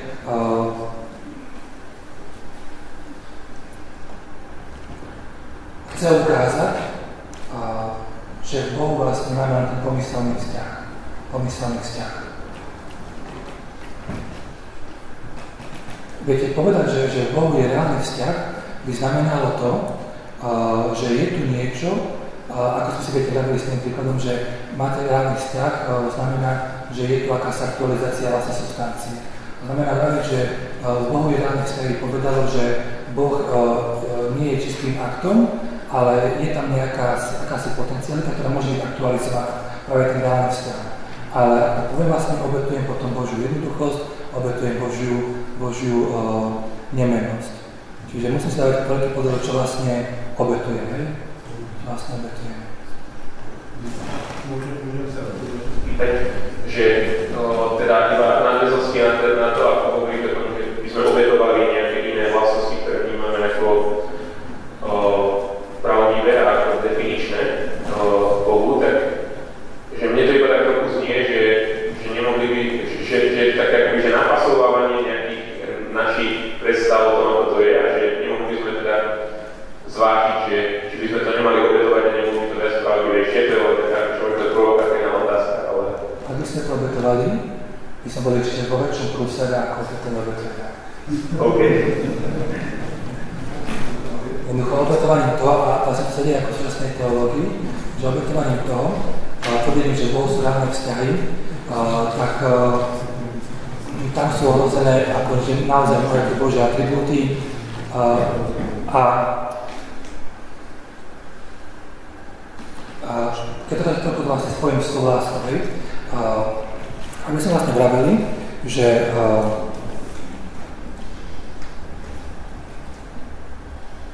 ľudská láska je taká, že ak človek niečo miluje, tak je tam tým ako vmiešané túžba potom vlastne, aby aj ten človek vlastne koná nejaké dobro voči nejakej druhej osobe, voči nejakom druhému, tak vlastne zároveň sa snaží konať ako aj dobre sám pre seba, aby jednoducho bol zdokonalovaný, aby to bol zdokonalovaný. Nie je tá láska úplne čistá. Nie je to tak, ako zaznelo počateľné prednášky, nie je to čisto altruistické. To znamená, že človek, ktorý miluje, tak túži vlastne potom, aby bol aj aktualizovaný, aby bol vlastne zdokonalovaný. A to vlastne môže k tomu, že vlastne je v ňom nejaký reálny vzťah. Lebo ten reálny vzťah vlastne nejakým spôsobom zdokonaluje. No. A aby sme vlastne tvrdili, že v Bohu je reálny vzťah, ak to spojíme s láskou, to by znamenalo, že Božia láska k stvoreniu by nebola nezištná, pretože vlastne on na to, aby miloval svoje stvorenie, mohlo by to byť spojené s tým, že túži potom, aby bol aktualizovaný, aby vlastne získal novú dokonalosť, ktorú nemá, keďže nie je čistý vlastný akt, a to by získal vlastne tým, že mal reálny vzťah. To znamená, viete, že ak tvrdíme, že Boh má reálny vzťah k niečomu, ak to spojíme s láskou, znamená, že tá Božia láska k stvoreniu nemôže byť nezištná, lebo Boh túži vlastne o tom, aby vlastne bol zdokonalený ešte viacej, ako je. To je ten reálny vzťah. Čiže tam dokonca vlastne ohrozujeme aj tú samotnú podstatu Božia láska. Ako potom chápať, Boh sám vo svojom písme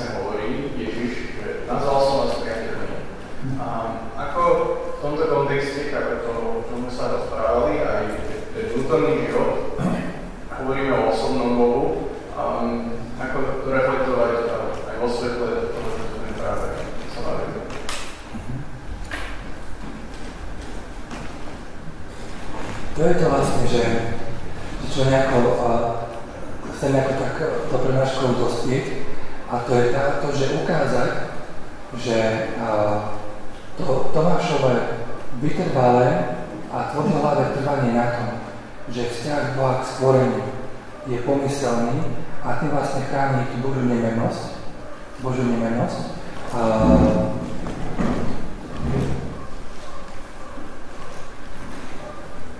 Sa vôbec nevylučuje s tým, že tento nemenný Boh miluje v plnej miere stvorenia. Jednoducho pre Tomáša je to niečo, čo sa dá veľmi ľahko zlúčiť. Ako vlastne zaznelo už na tých dôležitých dňoch, tak tá láska, priateľská láska medzi Bohom a človekom je založená na tom, že tí priatelia vlastne zdieľajú nejaké dobrá. Alebo je tam vlastne to zdieľanie medzi tými priateľmi. A v prípade človeka versus Boh, vlastne človek je ten, ktorý sa dáva celý Bohu a dá vlastne mu celého seba, ale zároveň vlastne Boh je ten, ktorý nejako zdieľa človekom všetko to, čo má. Boh, ktorý miluje samého seba, svoju dobrotu, tým istým aktom lásky miluje aj stvorenie. Tým istým aktom lásky aj miluje stvorenie. To znamená, že tá láska, trojčná láska, nejakým spôsobom vlastne siaha až k stvoreniu. Určite nechcem nejako umenšiť to, že nejaký ten personálny rozmer Boha, lebo naozaj tá naša viera je nielen o tom poznaní Boha vlastne, ale aj vzťahu k ňom, ale vlastne my sme postavení pred niečo, pred problém, že musíme nejaké veci chrániť, lebo sú nám Bohom zjavené a musíme potom dať ich do súladu s nejakými inými časťami písma. To znamená, že v Jakobovom liste sa hovorí práve o tom, že Boh je nemenný, že Boh vlastne je pevný vo svojej vôli a potom sa vlastne také pasáže, ktoré hovoria o tom priateľskom vzťahu s Bohom. No a celá tá vlastne snaha je to, že ukázať, že to sú nejaké veci, ktoré sú navzájom zlučiteľné. Stojí to námahu, akože intelektuálnu námahu sa to nejako ponoriť, ale tá námaha stojí za to.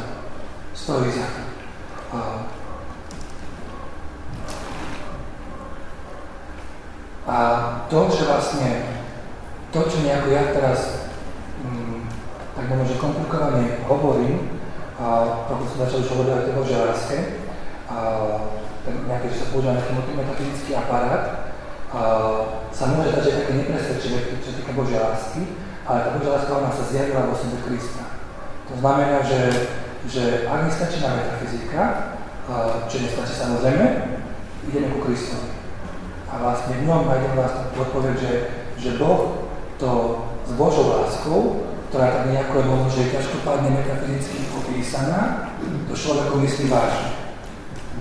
Jednoducho akoby v Kristovi, niečo tak môžem povedať, tá metafyzická ťažkosť sa zmení na takú akoby personálnu osobnú ľahkosť.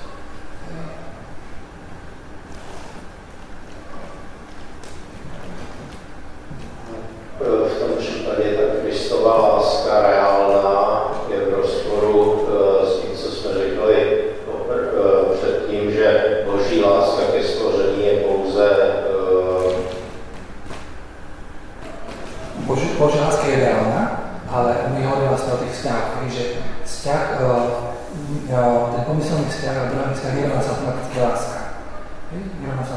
láska. Ja keď som hovoril o láske, tak som vlastne hovoril o tom, že ten vzťah nerovná sa láska. Ten vzťah, vlastne pomyselný vzťah znamená len to, že pomocou tohto metafyzického konštruktu vieme ukázať to, alebo obhájiť to, že Boh vlastne má nejaké udržateľné atributy, že je nemenný, že je transcendentný a dokonca viete, že je imanentný, všade prítomný. A ak by Boh nebol transcendentný, to znamená, nemal by pomyselné vzťahy, nebol by potom ani imanentný, nemal by byť všade prítomný. Ale vlastne len dokonalá bytosť, ale činým aktom môže byť to na iných stvoreniach.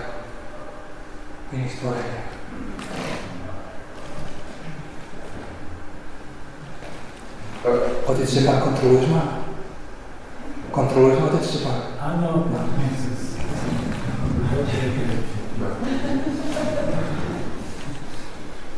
Já bych se chtěl zeptat, mě zaujala ta myšlenka, jak zazněla, že vlastně Bůh, nebo boží podstata, myslím, esence, je totožná s jeho činností. A zároveň zaznělo, že Bůh je neměnný. Je to tak? No, ale Bůh stále zasahuje v našem světě. Takže my pozorujeme nějakou změnu, ale přitom Bůh je neměnný a je stále činný. Tak jestli to z toho vyplývá, je to tak trochu vyplývá, že jsou nějaké dvě referenční soustavy, jakoby nějaká boží a potom je nějaká naše a že u Boha je prostě jsem přítomný jako ještě jako třeba malý dítě, že jsem měl zároveň malé dítě 5leté a zároveň možná jako 80-tník, jakože tady na zemi, jakože jo. No, takže jakoby, a jak to souvisí, nebo je potom ta změna, kterou my vnímáme a ta boží činnost, je to jenom nějaká iluze, co se odehrává tady, anebo tady tak, v jakém stavu je ta změna tady a ta boží neměnost tam, asi tak bych se zeptal. Protože Boha to je, tady to ještě není, tak asi tak. No určitě iluzia to nie je, dúfam, a nežijeme v nejakom Matrixe. Jasné, že my to Bože pôsobenie vnímame časne, ale Boh je mimo času. To je jedna vec. Druhá vec je tá, že my možno naležeme aj na také nejaké limity tých našich porovnaní. Že ak budeme na tej ľudskej rovine, ak ja konám nejaké činnosti, jednoducho mňa to mení. Ak milujem, mňa to mení.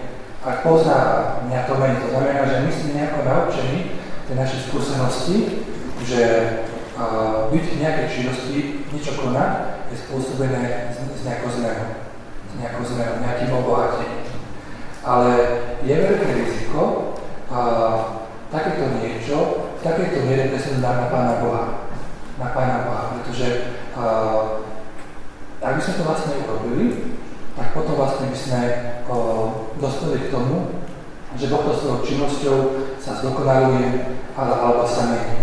A to jednoducho nechceme. To znamená, že narazili sme na to, že my tú našu skúsenosť, ktorú zažívame každý deň, a chceme preniesť na Pána Boha, musíme ju nejako upraviť. Musíme tam nejako zasiahnuť.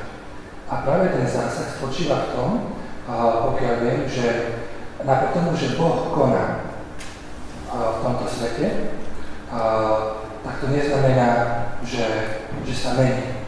Napriek tomu, že Boh stvoril svet, on ho stvoril, všetko vlastne pochádza od Pána Boha, neznamená to, že on sa zmení. Že tá nejaká zmena v ňom nastala.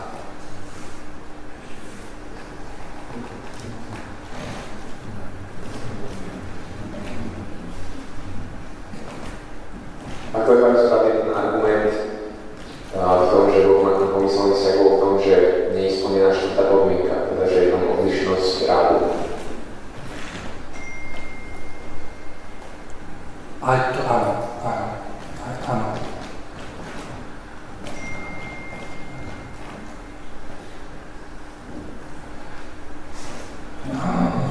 Áno, to určite. Ešte môžeme na to tretiu podmienkou. To teraz som si istý, štvrtá určite nie je splnená. A ani tretia, pretože vlastne práve to, že som sa vedel, že tretiu podmienkou práve vlastne vzťahuje to, že jeho základom toho vzťahu je akcident kvantity alebo akcident činnosti alebo trpnosti. To znamená jasné, že pri Pani Pána Boha nemôžeme hovoriť o akomsi akcidente kvantity, ale nemôžeme hovoriť ani o akcidente činnosti, pretože Božia činnosť je totožná s jeho esenciou. To znamená, že tam nemôžeme vlastne hovoriť o akomsi akcidente činnosti. A iba doplním sa, že po smrti by bola štvrtá podmienka splnená? Nie. Ani po smrti? Nie, to je v tom ráde? Nie, dúfam, že nie, samozrejme. Nie.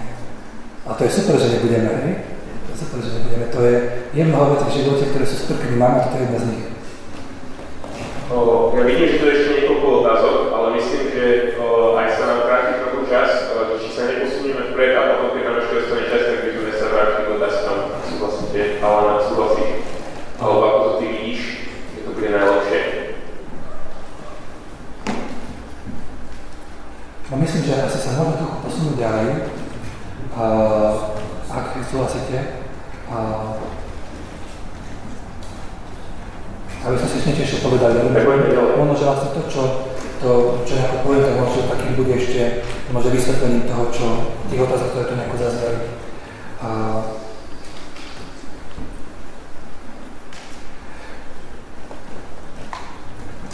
Čiže keď Tomáš Aquinas hovorí alebo vysvetľuje ten vzťah Pána Boha k stvoreniu, tak využíva tam tie dve šťastné či nešťastné metafory, analogie, ten stĺba zviera a potom ten, ktorý je poznávaný a ten, kto poznáva. Dotaz podstatný. Áno. Když jste to poprvé řekl tady ty analogie, tak zaznělo, že to platí pouze v entitativním smyslu, nikoli morálním nebo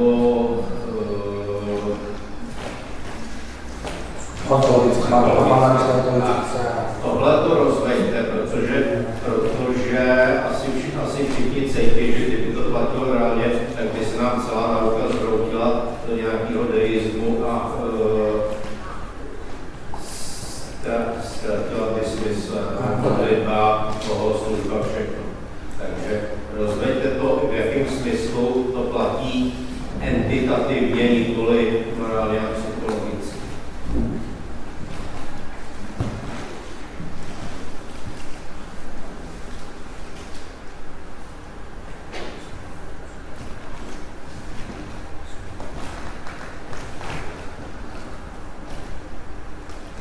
No ono vlastne, ono viete, trochu je to prepojené navzájom, viete, že ten ontologický rozmer s tým nejakým možno, že morálnym. Ja sa pokúsim možno nejako ešte povedať, to som hovoril predtým, že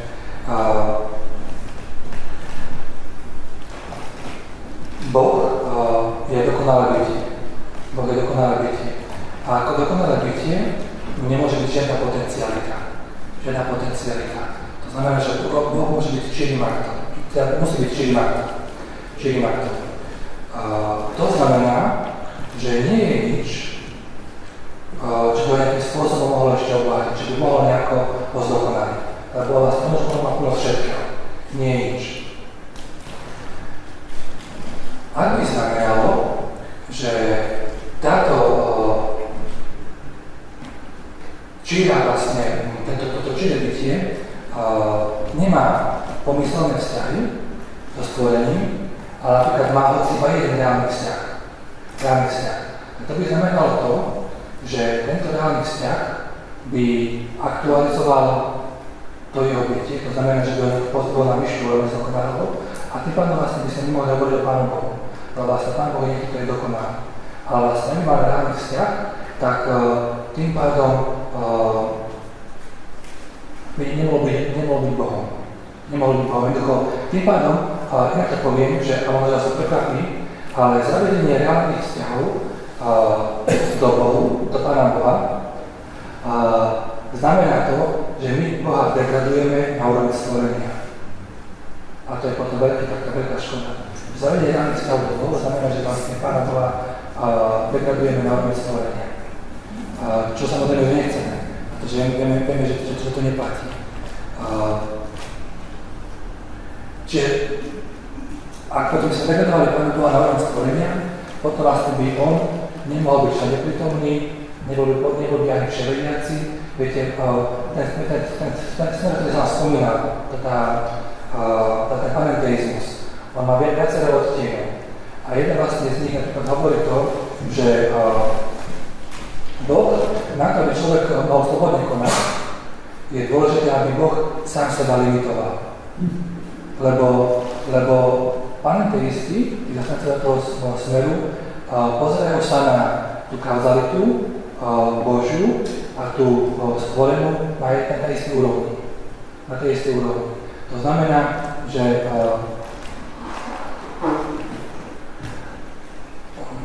oni vlastne hovoria, že Boh za účelom človek bol slobodný, Boh musel limitovať samého seba. Ale limitácia samého Boha, samého seba znamená to, že ho znižíme vlastne na úroveň vlastne toho stvoreného sveta nejakým spôsobom.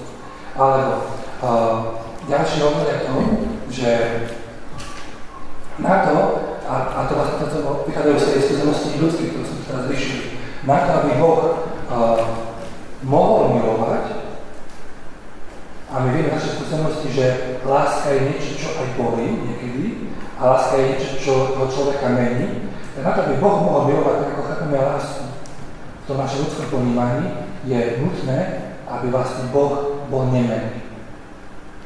Lebo podľa nich len nemenný Boh dokáže milovať. Premenný Boh. Áno. Skúšal som.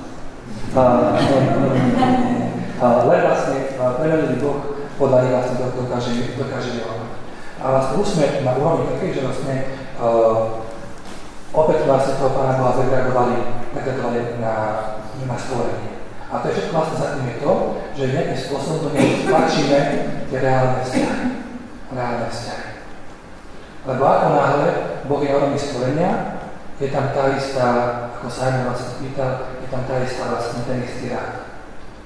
A vlastne to vlastne boli možné tie reálne vzťahy. A toto asi nechceme. To znamená, viete, že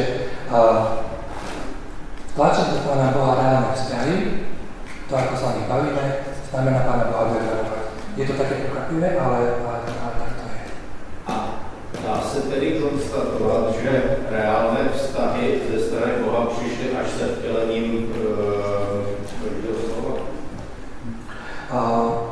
Nie, to by som nepovedal určite. Reálne vzťahy, ešte môžete raz zapokojiť otázku? Či reálne vzťahy? Reálné vztahy ze strany Boha se objevily se vtělením Ježíša Krista. No, v prípade vlastne Trojice tie vzťahy sú reálne, ale sú tie vzťahy vlastne sú subzistujúce.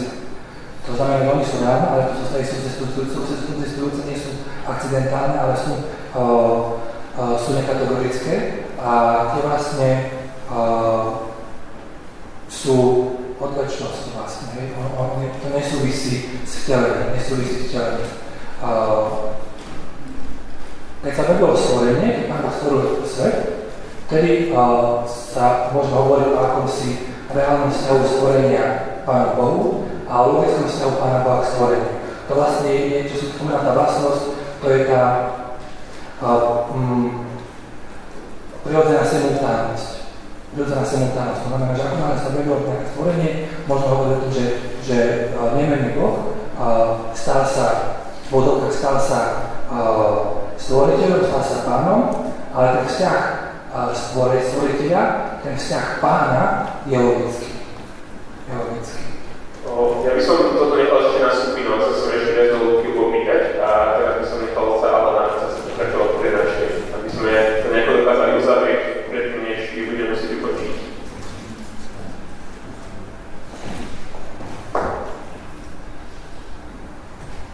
Ja vlastne teraz hľadám také nejaké veci, čo musím preskočiť a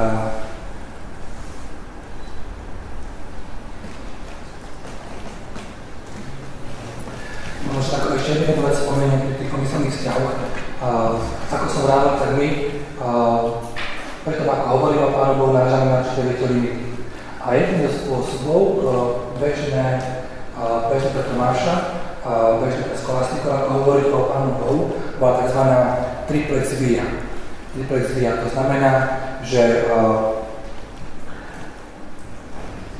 Boh je príčinou, je tam nejaký kázalný prvok, že Boh je príčinou všetkých vecí, potom je tam prvok negácie, to znamená, že Pán Boh je svojim stvorením nepodobný, to je tá nejaká negácia, že to, čo pripisujeme stvoreniu, to musíme, hovorím, Pánu Bohu negovať, a potom je tam ešte akýsi prvok vyvyšovania,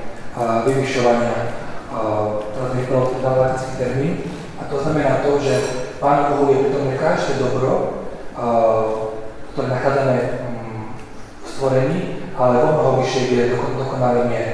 To znamená, že vlastne, keď hovoríme o Pánu Bohu, je tam sú také tri prvky: kauzalita, negácia a to vyvyšovanie. Eminencia. No a vlastne tie vzťahy, tie nešťastné pomyslené vzťahy, oni práve spadajú do toho druhého spôsobu, do tej negócia. To znamená, že my ako tými vzťahmi chceme poukázať skôr na to, že čo Bohu nie je. Hej? Čo Bohu nie je. Chceme vlastne poukázať na to, že Boh, hoci nás miluje, je úplne nepodobný so svojím stvorením. Dobre, toľko vlastne tomu pomyslenému vzťahu. Keď som vrával na začiatku tejto prednášky, tak my to stvorenie môžeme vnímať v tom nejakom aktívnom zmysle, to sme teraz o tom rozprávali, teda akoby na tej Božej strane, a taktiež o tom stvorení môžeme hovoriť v pasívnom zmysle.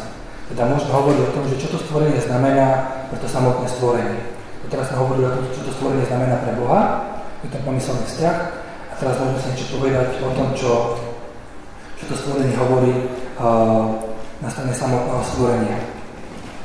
No a Tomáš hovorí, že po strane stvorenia, ktoré je stvorené Bohom, tu máme reálny vzťah. Máme reálny vzťah, pretože to stvorenie závisí od svojho stvoriteľa. A táto závislosť sa potom premietne tým, že máme tu reálny vzťah.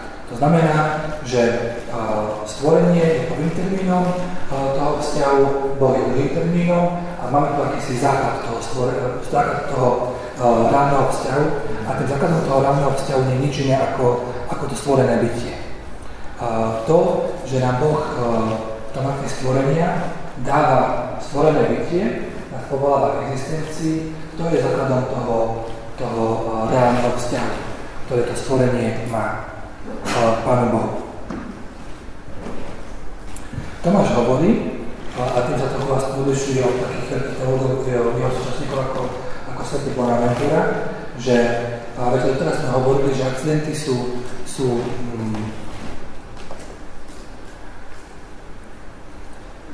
ten akcident vzťahu je niečo, čo nie je nutné, viete. Nie je nutné. Nie je napríklad nutné, aby ten pomaranč mal nejaké vzťahy vlastne. On vlastne môže existovať aj nejakým spôsobom bez nich. A Tomáš hovorí, že v prípade stvorenia to tak nie je a hovorí, že ten reálny vzťah, ktoré má stvorenie k samotnému stvoriteľovi, je akýmsi nevyhnutným akcidentom, vlastným akcidentom, ktorý nevyhnutne patrí k stvorenej veci.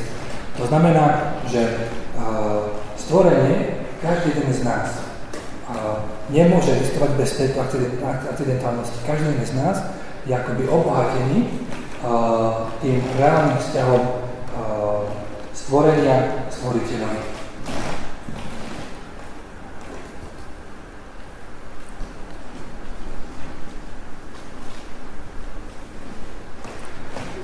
A to, čo nejako musím preskočiť, je to, že ako náhle sa začal hovoriť o akomsi stvorenom bytí, tak vy viete vlastne, že to bytie, ktoré nám Pán Boh dáva, je participáciou na tom Božom bytí. To znamená, že do tej problematiky tých reálnych pomyselných vzťahov vstupuje aj problém participácie.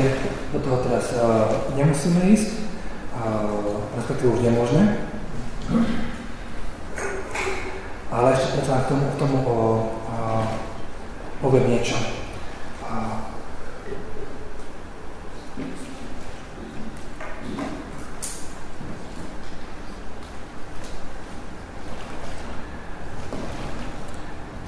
Ako som radil, tak stvorenie dostáva svoje ese od Boha určitým spôsobom. Dostáva ho limitované podľa esencie, ktorú každé stvorenie má. Čiže na jednej strane môžem povedať, že participujeme na tom Božom bytí, nejako podmienuje a podčiarkuje úplnú závislosť stvorenia od Boha. My tým vlastne, že Pán Boh nás stvoril, sme od Neho úplne závislí. A on to stvorenie vlastne on to ese, to bytí nás udržuje. Ale na druhej strane, vďaka participácii sa stvorenie stáva tzv. Substanciálnym súcnom, ktoré má vlastnú podstatu, esenciu a ktoré je schopné konať samo zo seba. To znamená, viete, že to stvorenie na jednej strane je to ten reálny vzťah úplne závislosti na Pánu Bohu, ale zároveň tým vlastne, že Pán Boh nám dáva toto bytie, ktoré nám udržuje, tak nás Pán Boh tým stvorením, ako by poviete, pozdvihuje, že dáva nám takú dôstojnosť, že môžeme konať, viete, per se, ako substancii, že vlastne stvorenie je zároveň pozdvihnutím do vyšších substancií, by sa mohli povedať. Lebo konať vlastne prostredníctvom seba samého, to je veľká vec.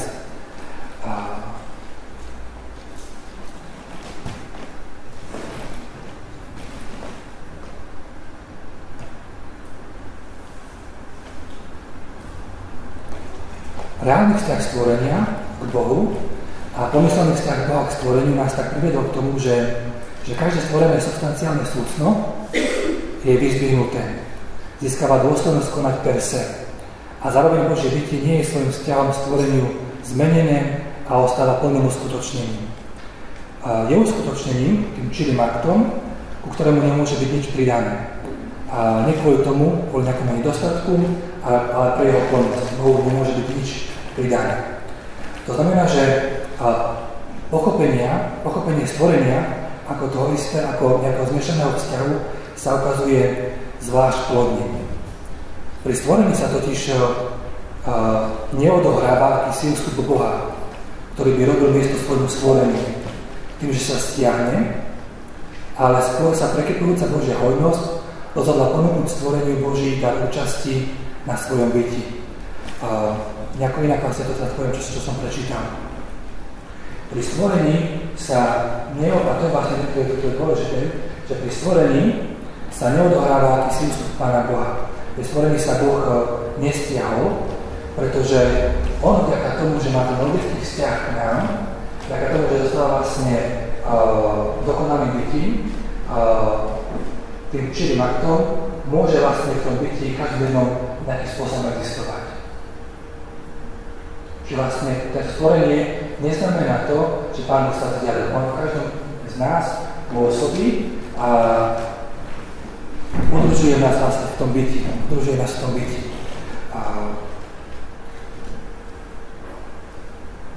Keďže Boh nekoná kvôli tomu, a viete, tým, že vlastne Boh je čistým aktom, to dokonalou bytosťou, Boh nekoná kvôli tomu, aby získal nejaké dobro sám pre seba. Čo ako som vravel, plynulo z toho, že by bol v ňom nejaký reálny vzťah. Ale nekoná kvôli tomu, aby získal nejaké dobro sám pre seba, ale aby slobodne a zo svojej čírej dobroty zdieľal svoju dokonalosť. Je vrcholne slobodný, pretože koná výlučne zo svojej nezištnej lásky. Čiže tu sa vlastne ukazuje to, že práve tá obhajoba toho logického vzťahu na strane Boha a toho reálneho vzťahu na strane stvorenia nás vedie k tomu, že keďže Boh je dokonalý, že mu nič nechýba a že mu stvorenie nemôže nič dať, tak to jeho konanie je úplne nezištné. Vlastne koná nie kvôli tomu, aby niečo sám získal, ale slobodne a zo svojej vlastne čirej dobrotivosti to, čo nejako má, to dokonalosť s nami zdieľa. Tu by som asi tak nejako ukončil.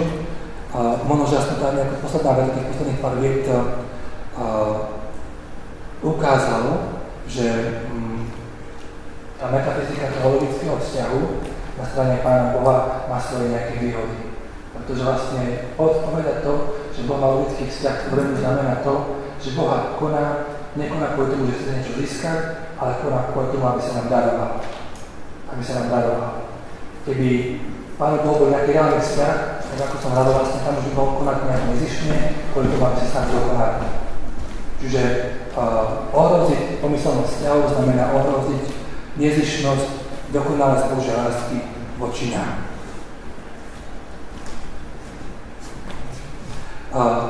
Je toho ešte veľa, ale prepáč, že som nestihol. Ale niečo som povedal. A ďakujem za to, že dúfam, že prednášky som mal za mňa reálny vzťah, keďže som hovoril a že vy ste mali tiež reálny vzťah, že som počúvali. Dúfam. Je nebudú pomysleť. Takže ďakujem za